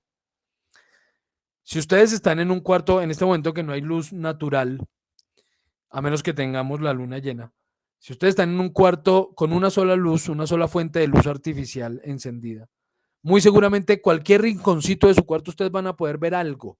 Así no esté llegando la luz de forma directa a ese rinconcito, gracias a esos rebotes de la luz. A eso se le llama, para poderlo calcular en un sistema digital y poderlo simular en un sistema digital, generando así una imagen realista, entre comillas, a eso le llamamos trazado de rayos. Y se hace en los videojuegos y por eso las tarjetas de video empezaron a implementar esa tecnología de trazado de rayos, el ray tracing. Porque para poder ver imágenes más realistas en los videojuegos, lo que el hardware está haciendo, la tarjeta de video en ese caso, al momento de jugar, es calcular de dónde proviene la luz, cómo rebota la luz sobre esa superficie y asimismo rebota sobre otras superficies, generando ese proceso de iluminación indirecta que hace que la imagen se vea más real. Eso va a desaparecer. ¿Por qué va a desaparecer? Porque lo va a reemplazar algo que se llama path tracing. El path tracing es otro proceso aún más complejo que requiere aún más hardware, pero que las tarjetas de video ya empiezan a calcular y es un trazado, no el trazado de rayos, sino trazado de rutas de la luz, que es otra forma de calcular eso que resulta supuestamente más eficiente y da mejores resultados. Pero ahorita no me voy a tener en el path tracing porque es otro tema bien extenso. ¿Qué pasa con Scanline? Por defecto, Scanline no calcula ningún tipo de ray trace. ¿Sí? Aunque aquí tenga estos parámetros, realmente Scanline no trabaja con ray trace. Él no hace cálculos sobre trazado de rayos. La luz en Scanline no se comporta físicamente correcta. ¿A qué voy con que la luz no se comporta físicamente correcta? Voy a crear una luz cualquiera. Entonces vamos aquí dentro del panel crear, vamos al tercer subpanel que se llama luces. Dentro de este subpanel voy a crear una luz cualquiera, Target Direct, por ejemplo. Entonces, esta es una luz que tiene una fuente y un target como su nombre lo dice. Voy a apuntar esa luz hacia acá. Ok. Y voy a hacer esa luz un poquito más pequeña. Ahorita les voy a hablar de esto, no se preocupen, ya les voy a explicar todos estos parámetros, se los voy a contar con calma. Miren lo que ocurre cuando voy a renderizar, cuando tenemos una luz en Scanline. Él única y exclusivamente ilumina. Estos fueron los prepasos que le dije que creara. Él única y exclusivamente ilumina el área que esa luz cubre. No ilumina absolutamente nada más. El resto es absolutamente negro para el motor de render, porque no hay cálculos de los rebotes de esa luz. A eso me refiero. ¿Y qué pasa, por ejemplo, aquí en las sombras? Las sombras son absolutamente negras. O sea, no hay nada. Si ponemos, me voy a acercar aquí a una tetera de estas y voy a poner algo tras la tetera, aquí a la sombra de la teterita. Entonces pongamos ahí una cajita cualquiera. Voy a crear una pequeña caja. Es una cajita chiquitita. Y la voy a poner, digamos que una cajita de 2 por 2 por 2 centímetros. 2 por 2 por 2, un dadito. Y lo voy a poner ahí a la sombra de la tetera. No está dentro de la tetera, ¿sí? Está sobre la superficie, pero quedó a la sombra de la tetera. Al renderizar, bueno, no se ve absolutamente nada de esa caja. Ese problema tiene Scanline. ¿Por qué entonces Scanline? Yo ya les aclaré por qué es el que vamos a ver. 1 y 2, porque es que me va a permitir obtener una escena muy rápidamente, muy rápidamente, porque no se demora nada en renderizar. O sea, ¿cuánto se está tardando este render de 1920 por 1080 píxeles? No está tardando más de 5 segundos. Y no requiere un hardware muy especial. Por malo que sea el hardware que usted tenga, se va a tardar 30 segundos en renderizar la imagen. Es súper rápido. Le podemos agregar algunos elementos que empiezan a tardar o a demorar un poco el proceso. ¿Sí? Por ejemplo, en lugar de ponerle esa luz, yo digo, le voy a poner una luz skylight. Entonces voy a poner este skylight por acá, que es como un domito de luz. Y ese skylight quiero que utilice, que proyecte sombras. Y quiero que ese skylight tenga una intensidad de 0,3, mientras que esta luz va a tener una intensidad de 0,5. Aquí el proceso de render, estos son los pasos que agregué, que luego les voy a contar qué es. Yo le dije que quería un paso de sombras, ahí está el paso de sombras. Le dije que quería un paso de el diffuse, ahí está el paso del diffuse, vean que ahí sí se ve el cubito. Y le dije que quería un paso de, este es el de sombras, el otro fue el de iluminaciones. Entonces miren que ahora, agregando esa luz, el proceso sí se va a tardar. Pero la imagen que va a obtener, miren este resultado, mientras que el nuevo resultado va a ser muy diferente. Ahí, por ejemplo, vean, ya empezó a tardarse mucho más el proceso. Y se va a tardar, efectivamente se va a tardar. Entonces sí puedo obtener una imagen un poco mejor con Scanline de lo que normalmente podemos obtener, pero de nuevo, sacrificando tiempos y es demasiado sacrificio de tiempo. O sea, si yo quiero una imagen realista, de cierta manera, la recomendación es, obviamente no vamos a usar Scanline. Scanline básicamente me va a servir para hacer previsualizaciones de cosas, previsualizaciones de la escena, previsualización de pronto de los materiales, hacer una prueba rápida por algún elemento, más para ver geometrías, ver si el espacio está bien estructurado, bien organizado, pero para la imagen final no vamos a usar Scanline, ¿sí? No sería el ideal. Entonces ya les mostré cómo funciona el motor de render. Ahora sí me centro en cómo funcionan las luces. Bueno, aquí ya pueden ver que ahora sí hay luz en toda la escena, ya no solamente en el espacio de luz que tenía inicialmente, ya hay una trata de hacer una simulación de rebotes de la luz, de luz indirecta, pero trata, no es que lo logre de muy buena manera. Y además ven ustedes ahí, por ejemplo, que en los materiales en las teteras está pasando algo, y es que veo a través de la tetera, o sea, este bordecito alrededor de la tapa, es que estamos viendo a través de la tapa, a través de la tetera. ¿Qué pregunta hay? ¿Alguien escribió algo? Los inicios de internet. Ah, sí, cuando se demora uno media hora cargando una imagen en cualquier sitio web. Sí, así más o menos Profe, era. Dime. perdóname por interrumpirte. Tengo una pregunta, pues ya hice como los parámetros, le puse así como el scanline y todo, pero cuando le di renderizar no hace nada. O sea, ahí sí es que queda como negro. ¿Será? Ahí es que le hace falta siempre toca agregarle iluminación, siempre. No, no es O cierto. predeterminado debería por lo menos algo rapidito. Sí, predeterminado él tiene una luz. Lo que pasa es que en tu caso posiblemente hiciste clic en alguna luz y no la creaste o la borraste. No sé, Mm. ¿lo hiciste? ¿Tocaste las luces? No, no, no, señor, para nada. El programa Pero tiene, entonces, el señor. programa tiene predeterminadas cuando no hemos puesto ninguna luz. O sea, si por ejemplo, ya cancelo esto, igual no vamos a obtener una super imagen como para gastar el tiempo. Más o menos es lo mismo que están visualizando aquí, que él está previsualizando. ¿Sí? Más o menos así se va a ver el render. Eh, Cuando vamos a un archivo, digamos que si salvo este y reseteemos, ¿sí? Y creo un objeto cualquiera, una caja, y le digo que voy a renderizar con Scanline. Aquí estoy renderizando con Arnold. Le digo que va a renderizar con Scanline. Mira, él sí muestra algo. ¿Por qué? Porque por defecto el programa crea unas 3 luces virtuales. Virtuales quiere decir que no son luces que estén ahí realmente ni que yo pueda controlar, pero él las ubica y las va moviendo a medida que yo me muevo en la escena. Entonces, si yo roto, él trata de mantener todo el tiempo bien iluminado el objeto. Entonces esas luces se van moviendo a medida que voy rotando la visualización. Pero son luces que no proyectan sombras, que obviamente, como ya lo expliqué, no generan ningún tipo de luz indirecta, eh, pero están ahí por defecto. ¿Cuándo desaparecen? Cuando pongo una luz. En el momento en que yo pongo una luz, que creo una luz cualquiera, mira, ahí se ve, en el momento en que yo creo una luz cualquiera, esas luces se desactivan automáticamente. Si yo le digo aquí que voy a crear un punto de luz, listo, automáticamente esas tres lucecitas desaparecieron. ¿Sí? Y el objeto ya solamente está siendo iluminado por ese puntico de luz que creé ahí.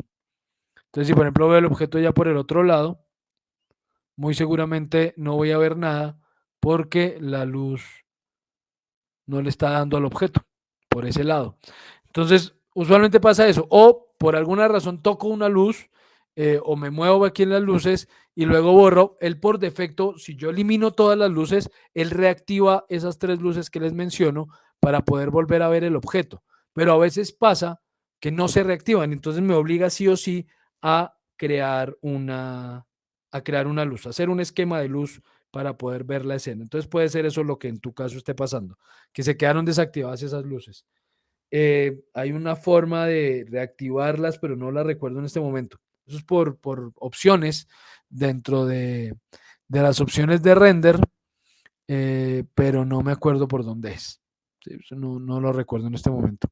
En algún lado está por aquí, pero no recuerdo ahora cómo es. Entonces, bueno, vuelvo a las teteritas.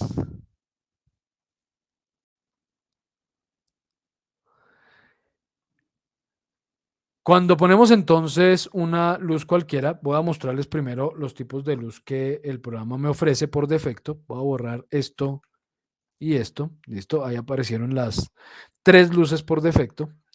Entonces, cuando vamos a crear una luz, según el motor, los motores de render que tengamos instalados, él nos va a dar unas u otras opciones. Siempre en su caso, si tienen instalada una versión superior a la 2016, van a encontrar las fotométricas, las estándar y las luces Arnold. Sí o sí van a estar esas tres. En mi caso, como tengo instalado V-Ray, pues aparecen luces V-Ray. Entonces vamos a ir a las estándar, luego les voy a mostrar las fotométricas. No vamos a pasar por las luces Arnold, ya les dije que no conozco bien el motor de render ni sus herramientas, entonces pues no voy a pasar por ahí. Estándar. Dentro de las luces estándar aparecen dos tipos. Bueno, realmente son cuatro. Las luces target y las luces free. Las luces target, perdón, son luces que me permiten determinar dónde está la fuente de luz con el primer clic. Muevo el mouse y donde suelte es hacia donde apunta esa luz, es el target de esa luz. Y puedo controlar los dos elementos de manera independiente.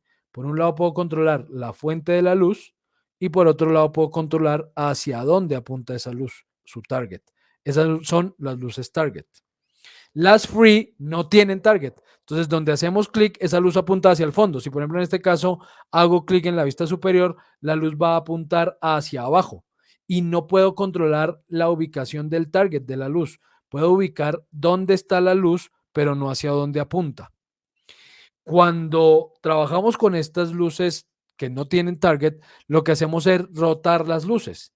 Entonces, usualmente trabajamos, lo mismo va a ocurrir con las cámaras, usualmente lo que hacemos es empezar a rotar esas luces o esas cámaras para determinar hacia dónde apuntan.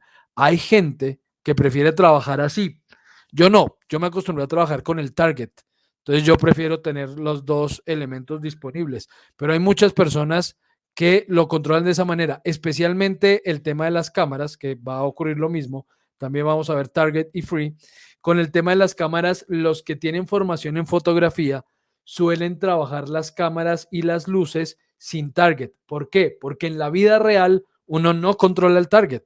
Es decir, no es que cuando yo vaya a tomar una foto, yo me paro aquí, dejo la cámara aquí quieta y luego voy y miro hacia dónde quiero que apunte la cámara. No, yo controlo hacia dónde apunta la cámara rotando la cámara, ¿cierto? Moviendo la cámara por un lado para el otro, la roto hacia arriba, hacia abajo, en fin.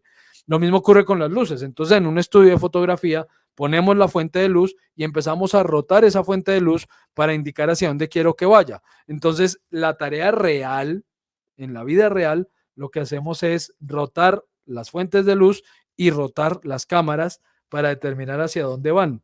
Pero pues aquí tengo la facilidad de controlar los dos elementos por aparte y repito, en mi caso me acostumbré a trabajar con target. pero puede ser que ustedes prefieran trabajar rotando las cosas, como quieran. Entonces tenemos target y free. Y por otro lado tenemos direct y spot. Las spot son luces cónicas como la de una linterna. Entonces son fuentes de luz que se abren, ¿sí? Se van abriendo en cono. Eso incide obviamente en cómo proyecta las sombras. Las sombras también crecen en el mismo ángulo del cono. Entonces, si ustedes alumbran con una linterna hacia un objeto, verán que su sombra no es paralela, su sombra se angula, va creciendo a medida que se aleja del objeto. Son sombras cónicas igual que la luz. Entonces, si queremos simular ese tipo de iluminación, la luz de un faro de la calle, la luz de una linterna, usualmente fuentes de luz artificial, pues vamos a utilizar estas luces spot. Las direct es el otro tipo de luz, direct, que también tienen free y target, son luces paralelas, de haces de luz paralelos. Entonces vean cómo las sombras son efectivamente paralelas, la sombra no crece a medida que se aleja el objeto, es paralela a él. Este tipo de luces las vamos a utilizar para simular o reflectores que suelen proyectar luz paralela o luz natural, la luz del sol. La luz del sol no, o el sol no proyecta luces paralelas, ¿sí? No, haces de luz paralelos. No, para nada. Es una esfera que proyecta luz de manera omnidireccional, es decir, para todo lado, y esos haces de luz salen con un ángulo. El tema es que por el tamaño de la fuente de luz y la distancia a la que nos encontramos de esa fuente de luz, los rayos de luz que llegan aquí casi que son paralelos, casi. No lo son absolutamente, pero podemos considerarlos paralelos. Entonces, si voy a simular iluminación de sol, si quiero crear una escena diurna, pues vamos a trabajar con luces target en ese caso. Target, perdón, direct, de haces de luz paralelos.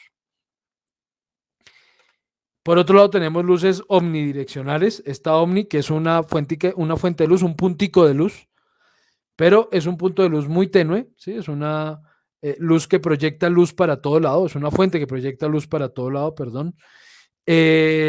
Como su nombre lo dice, omni, eso quiere decir omnidireccional, como les decía, como la luz del sol. El tema es que como es una fuente que está tan cerca de los objetos, pues se vuelve de haces de luz no paralelos.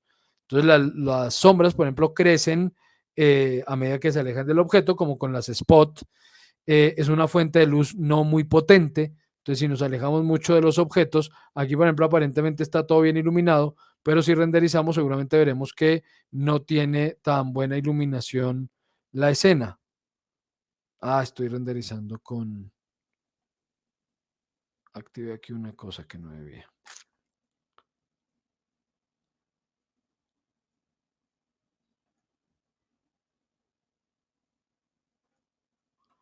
Digamos, pues. Ya aquí me toca moverle cosas al motor de render. Vale. A ver si así renderiza rápido. ¿Sí? Entonces, por ejemplo, las sombras no se notan bien, no está bien iluminada la escena, bueno, en fin, no es una fuente de luz muy útil realmente. Pero de nuevo, me servirá para simular luces artificiales, por ejemplo, la luz de un bombillo de esos redonditos, ¿cómo se llaman esos? Esas fuentes de luz, bueno, sí, de bombillas redondas en general. Me sirve para simular ese tipo de iluminación, pero no para el sol. Y por último, aparece una que se llama Skylight, luz de cielo, que es ese domito que genera iluminación global. Digamos, él no proyecta realmente luces. En este caso, la luz no está saliendo de ahí. La luz es proyectada para todo lado, para todo el espacio. ¿Sí? Esa es una iluminación o genera algo llamado iluminación global. Y si renderizamos en este momento, vamos a ver una cosa rara. Como una mancha de color, miren, no genera sombras, no hace absolutamente nada, simplemente genera luz, o sea, que la escena se vea y ya. Tuli está arriba. Tuli no la dejan salir ahora. ¿Alguien activó su micrófono? ¿Hay alguna pregunta? ¿No dejan salir a Tuli ahora? No, Así vio. es accidental. Huele como a también todavía.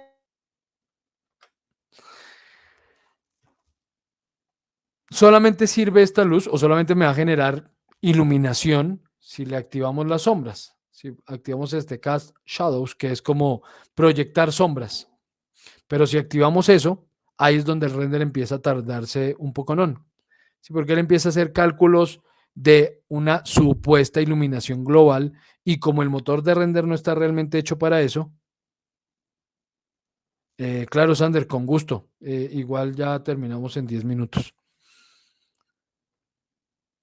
Igual ya se fue.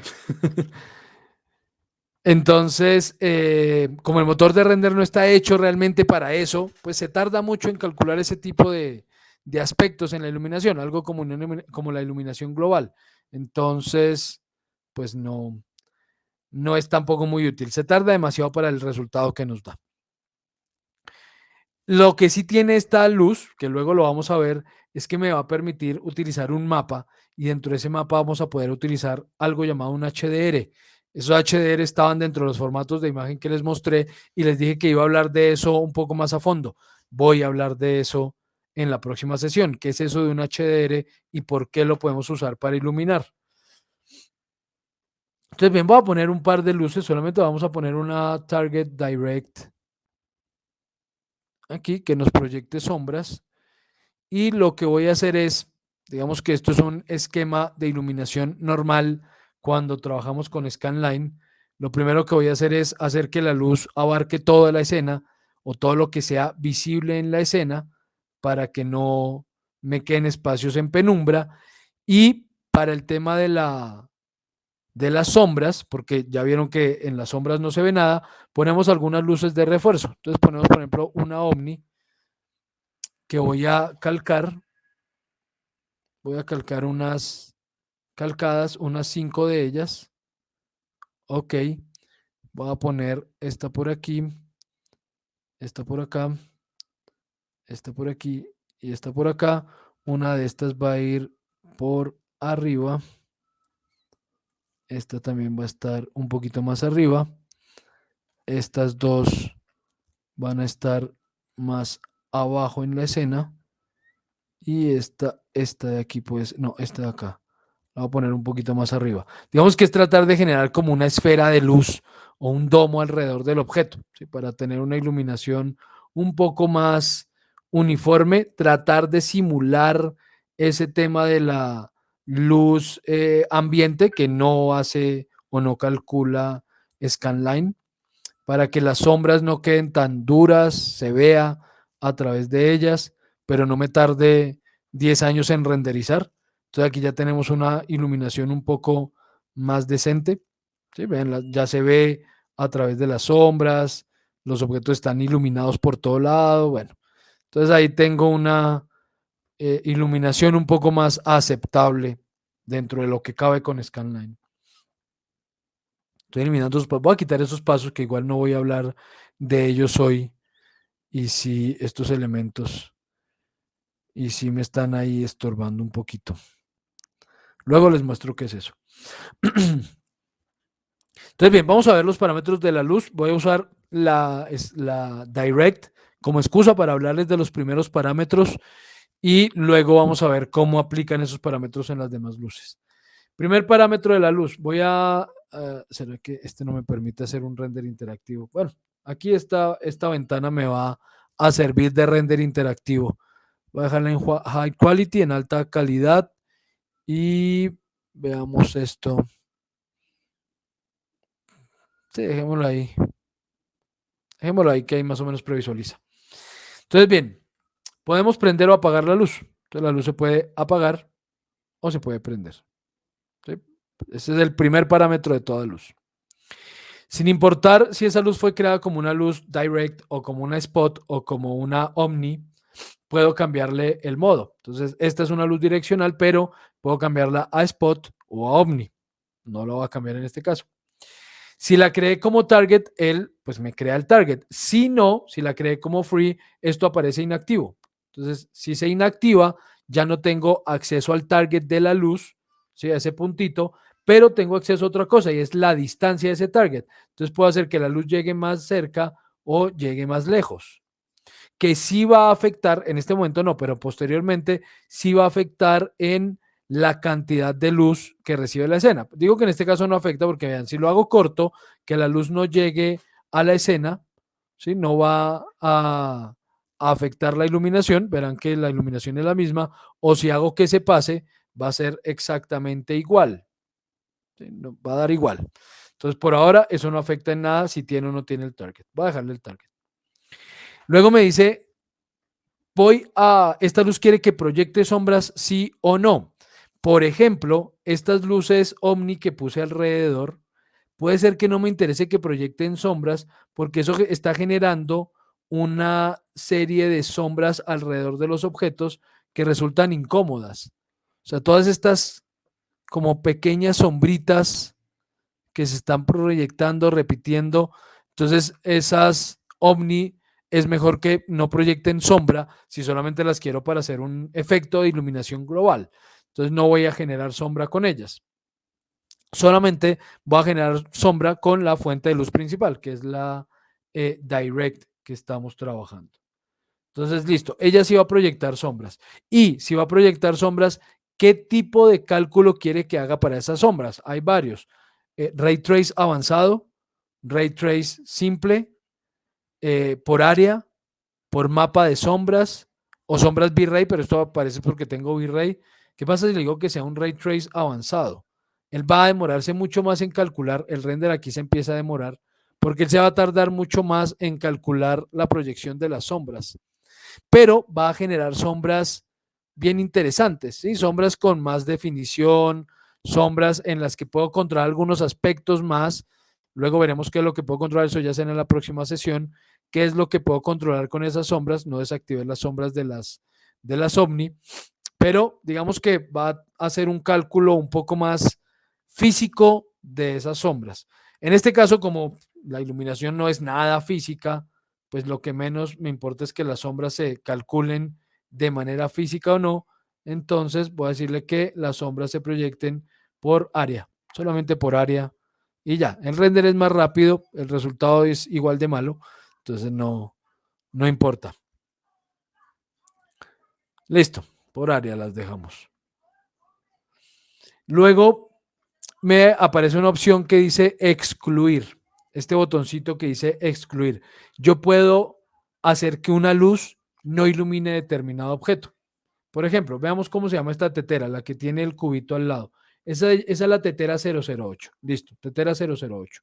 Entonces voy a seleccionar la luz. Aquí ya me toca seleccionarla aquí y volver a la perspectiva. Entonces yo puedo decirle a esta luz que quiero excluir de la iluminación la tetera 008. La selecciono, la paso aquí al lado derecho y me aseguro de que aquí esté en excluir. ¿De qué la quiero excluir? ¿De la iluminación o de las sombras o de ambas? De ambas. No quiero ni que proyecte sombras ese objeto ni que se ilumine con esta luz. La tetera 08. Vamos a darle OK y rendericemos.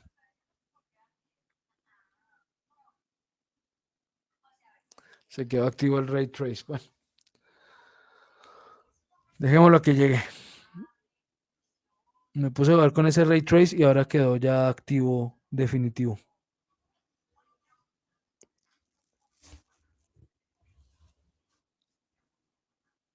Esta era la que me quería evitar, pero bueno.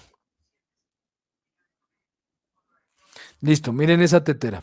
Esa tetera, a diferencia de las otras, efectivamente no está recibiendo, y lo pueden ver, vean que esto tiene unos brillitos aquí a este lado, esto tiene estos brillitos aquí, ¿sí? Estos brillos, brillos, brillos. Esta no tiene nada de eso. ¿Por qué? Porque no está recibiendo luz de esa fuente de luz, ni está proyectando sombras por esa fuente de luz. Todas las demás sí, ella no. Eso es una ventaja que nos ofrece Max, que se sale por completo de cualquier posibilidad física, porque en la vida real uno no puede decirle a una luz, usted no me ilumine ese objeto. Todo lo demás sí, pero ese no. No lo podemos hacer, pero tenemos la ventaja aquí porque eso me va a facilitar algunos procesos de iluminación. Si veo que, por ejemplo, estoy sobreexponiendo algunas zonas,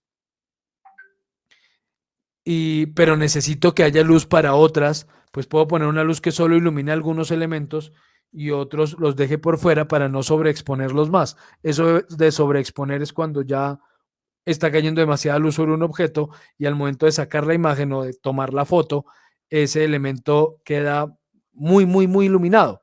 Entonces ya tanto que se empieza a ir hacia el blanco. Ahí hablamos de sobreexponer la imagen. Pero de eso voy a hablar más a fondo cuando lleguemos a las cámaras. Ahí voy a hablar de exposición, de, bueno, otros aspectos que vamos a tener en cuenta. Entonces, bueno, por ahora voy a decirle que no, que sí me ilumine todas las teteritas. Voy otra vez a excluir. Selecciono esa tetera 8 que está excluyendo y vuelvo y la paso al lado izquierdo. Y listo. Le damos OK y ya resuelto el tema. Luego aparecen los parámetros de la sombra según el tipo de cálculo que yo haya escogido para las sombras. Este se los voy a explicar la próxima sesión porque quiero mostrarles incluso los de Ray Trace y pues es un poco más demorado el tema. Entonces voy a pasarlo en este momento. La otra clase, el próximo jueves, hablo de ese Shadow Map. Luego vienen los parámetros de intensidad, color y atenuación. Intensidad. Las luces vienen por defecto con una intensidad de 1, todas. Cada vez que creamos una luz aparece algo llamado ahí multiplicador que debe estar por defecto en 1. Eso determina qué tan fuerte es esa luz.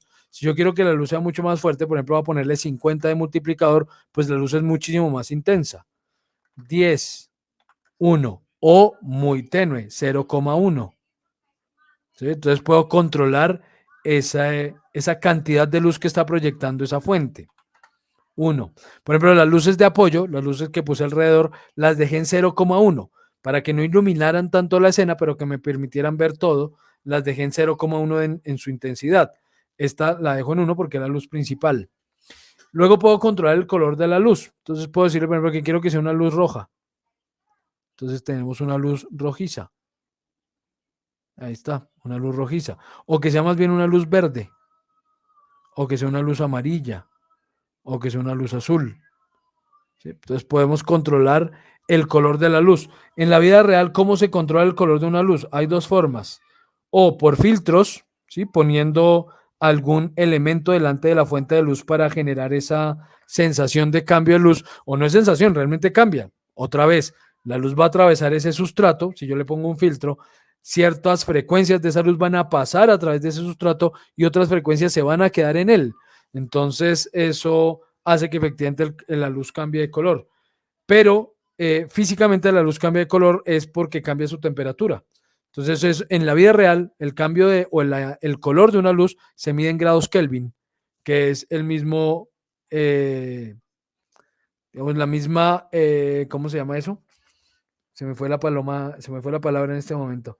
Bueno, el mismo parámetro con el que se mide la temperatura.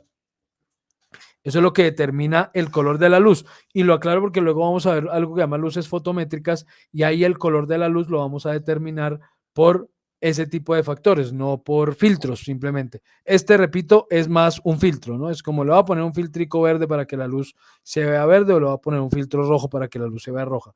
Entonces, bueno, cancelemos, dejemos la luz blanca como es por defecto. Luego aparece algo llamado decaimiento y por defecto la luz no decae y es a lo que me refería con que no importa si el target está cerca o lejos, porque esta luz llega al infinito. Incluso si la luz no tiene la opción de proyectar sombras, la luz pasa de largo los objetos. Es decir, voy a poner aquí una fuente de luz distinta, otra target direct. Voy a poner una target direct por aquí, delgadita. Entonces digamos que voy a cambiarle sus radios. Esto es una fuente de luz aquí delgaditica. Y voy a ponerla por acá arriba, pero que esa luz no proyecte sombras. ¿Sí? Que esa luz no proyecte sombra alguna. Entonces voy a desactivarle las sombras a esa luz. Y me voy a alejar. Y voy a poner un objeto por allá abajo. Otro plano. Vamos a otro plano debajo de este. Miren, ese plano recibe esa fuente de luz. Todas las demás están proyectando sombras, por consiguiente se interrumpen cuando llegan a algún objeto. Además, no están rebotando, eso ya se los expliqué. Pero si no está proyectando sombras, si no tiene activa esa opción, la luz sigue de largo hasta el infinito. ¿Sí? Puede haber cuantos objetos quiera de ahí para abajo, todos se van a iluminar porque nunca se interrumpirá esa luz. Listo, sigamos. Entonces sigamos, o borremos esta y sigamos con esta luz.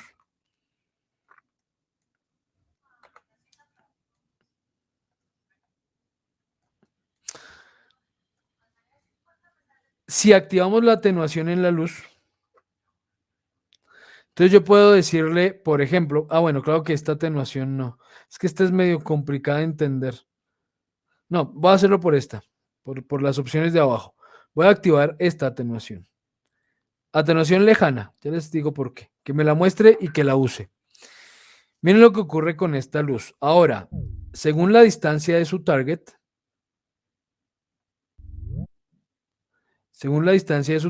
la luz va a, por ejemplo, en este caso, va a empezar a decaer cuando llega a este plano y va a terminar de decaer en este cuadrito azul, en esta formita azul que vemos alrededor. Entonces veamos el render ahora. Aquí sí toca renderizar porque no me lo va a previsualizar. Démosle ahí un momentico para que renderice. Entonces vamos a ver, espero. Sí, ya aquí se empieza a notar que los objetos que están más cerca de la fuente de luz tienen más iluminación que los que están más lejos de esa luz. ¿Sí? La luz efectivamente está decayendo, incluso lo notamos en la superficie. Aquí tenemos una alta intensidad de esa luz sobre la superficie y esa intensidad se va perdiendo hasta que por acá no notamos casi esa fuente de luz. Entonces la luz va perdiendo fuerza a medida que se aleja. Esa es la atenuación lejana, así se llama en la luz, atenuación lejana. Dice Far Attenuation. Y cuando eso está activo, yo puedo activar las dos opciones, que la use y que la muestre. Puedo, si quiero que se vea al renderizar, pues simplemente le digo que la use, no necesito hacer que la muestre. Que la muestre es que me muestre la diferencia entre dónde se empieza a atenuar, que es en este cuadrito azul oscuro. Esta es la distancia del target y dónde termina de atenuarse, dónde desaparece por completo esa luz. Voy a apagar un momento las otras luces para que podamos ver el efecto. Las voy a apagar. Como son target, son calcos la una de la otra, pues ahí ya vamos a tener efecto. Miren, ahí está. ¿Sí? La luz muy intensa y que empieza a perder fuerza a medida que se aleja de la fuente de luz.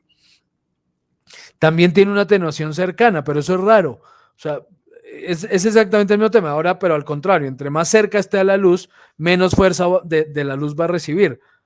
No sé eso para qué exista. Supongo que para algún tipo de efecto especial, pero pues en la vida real no es posible, ¿no? Que entre más me acerque a la fuente de luz, menos luz reciba, pues no tiene sentido. Pero repito, puede ser que esté igual que el tema de excluir un objeto de la iluminación, seguramente es para generar algún tipo de efectos con las luces, algún efecto especial, algo que yo quiera pues en producción para resaltar algo, no sé, pero pues yo nunca lo uso, ¿no? Esta de la atenuación lejana sí suelo utilizarla, que se pierda intensidad de la luz a medida que se aleja. Y puedo controlar esos dos valores. A qué distancia quiero que empiece a desaparecer esa luz. Por ejemplo, hagámoslo muy cerquita. Que esa atenuación empiece, por ejemplo, aquí a los 3 metros, 370 centímetros, y que la luz termine muy rápido, a los 400. Entonces, pierde fuerza muy rápido. ¿Sí?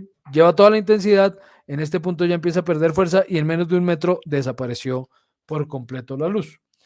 Listo, no la voy a utilizar, ni que la use ni que la muestre.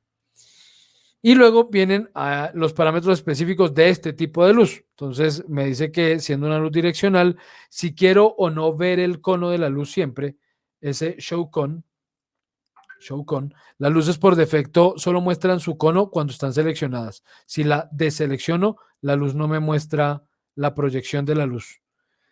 Si activamos esa opción de mostrar ese cono, show con, en directional parameters o parámetros de la luz direccional, él va a mostrar ese as o ese elemento, lo va a mostrar así no esté seleccionado. Viene seleccionado o no seleccionado, muestra el cilindrito de esa luz. Y este overshoot, voy a activar, voy a hacer esta luz un poquito más pequeña, pero voy a activar el overshoot para que veamos algo. Cuando activamos el overshoot, efectivamente él empieza a iluminar absolutamente todo. Ese overshoot quiere decir que él se va a salir del área que tiene determinada esa luz, pero hay un problema cuando activamos ese overshoot y es que miren lo que pasa en los objetos donde la luz no o el diámetro de esa luz no está tocando el objeto, él no logra proyectar sombras. Entonces las sombras se ven cortadas, miren, incluso aquí cortó la sombra por la mitad. Él solamente puede proyectar sombras dentro del área que tenga delimitada. Así este overshoot esté activo. ¿Para qué lo podemos activar? Para que si la luz ya es lo suficientemente grande como para que ilumine toda la escena y yo necesito que por allá al fondo, lejos, lejos, igual ilumine, pero por allá ya no me importa si se proyectan o no se proyectan sombras porque no voy a alcanzar a notar el detalle. Ahí activamos el overshoot porque eso hará que la luz se proyecte en esa misma dirección al infinito. O sea, ya no se va a limitar por nada, pero siendo claro que él solamente va a calcular sombras dentro del área real de la luz. ¿Por qué? Porque para poder calcular sombras, él tiene que hacer un cálculo sobre los fotones de esa luz. Es un cálculo adicional que tiene que hacer. Y si él calculara fotones al infinito, el render se tardaría muchísimo. Entonces, por eso esa opción. Luego puedo decirle si quiero que la luz sea circular o rectangular, porque no necesariamente tiene que ser una luz en forma de círculo. Entonces puede ser una luz cuadrada que puedo configurar también a diferentes tipos de tamaño. Y si es cuadrada, si es rectangular y no circular, para cambiar su relación de aspecto, pues cambiamos este valor que dice aspecto. Está en 1, quiere decir que va a ser igual de ancho que de alto. Pero si yo quiero que se vuelva rectangular, pues empiezo a cambiar esa relación de aspecto. Entonces, en este caso va a ser 1,8 veces de ancho por lo que sea de alto. Entonces, he vuelto la luz rectangular. Hasta ahí lo voy a dejar hoy. Luego continuamos, quedamos aquí en parámetros de la luz direccional. Vamos a continuar a partir de ahí en la próxima sesión en el que les mostraré los otros tipos de luz y terminaremos de ver los parámetros de esa luz. Hasta aquí alguna pregunta, algo que quieran aclarar, algún comentario, dudas, quejas, No, reclamos. profe, muchas gracias. Toca ver muchas veces el video. Si mañana mismo lo tendrán disponible para que puedan revisarlo. Suscríbanse al canal. No, mentiras. No, ese canal no se monetiza, no puede. Ese canal está hecho con mi correo el Sena.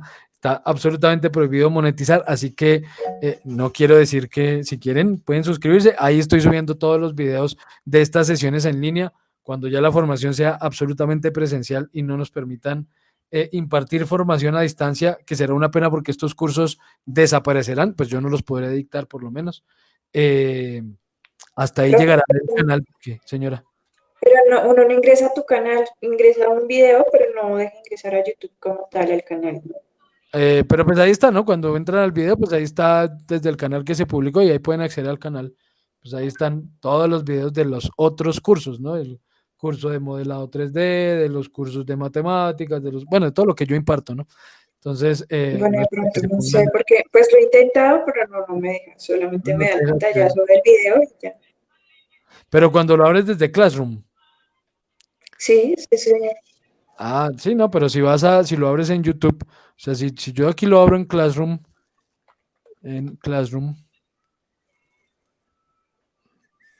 a ver.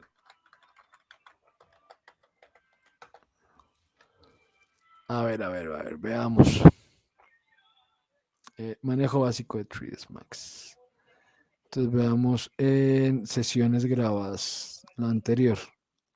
Claro, si usted lo ven desde aquí, pues él no les va a permitir acceder al canal, solo se ve el video.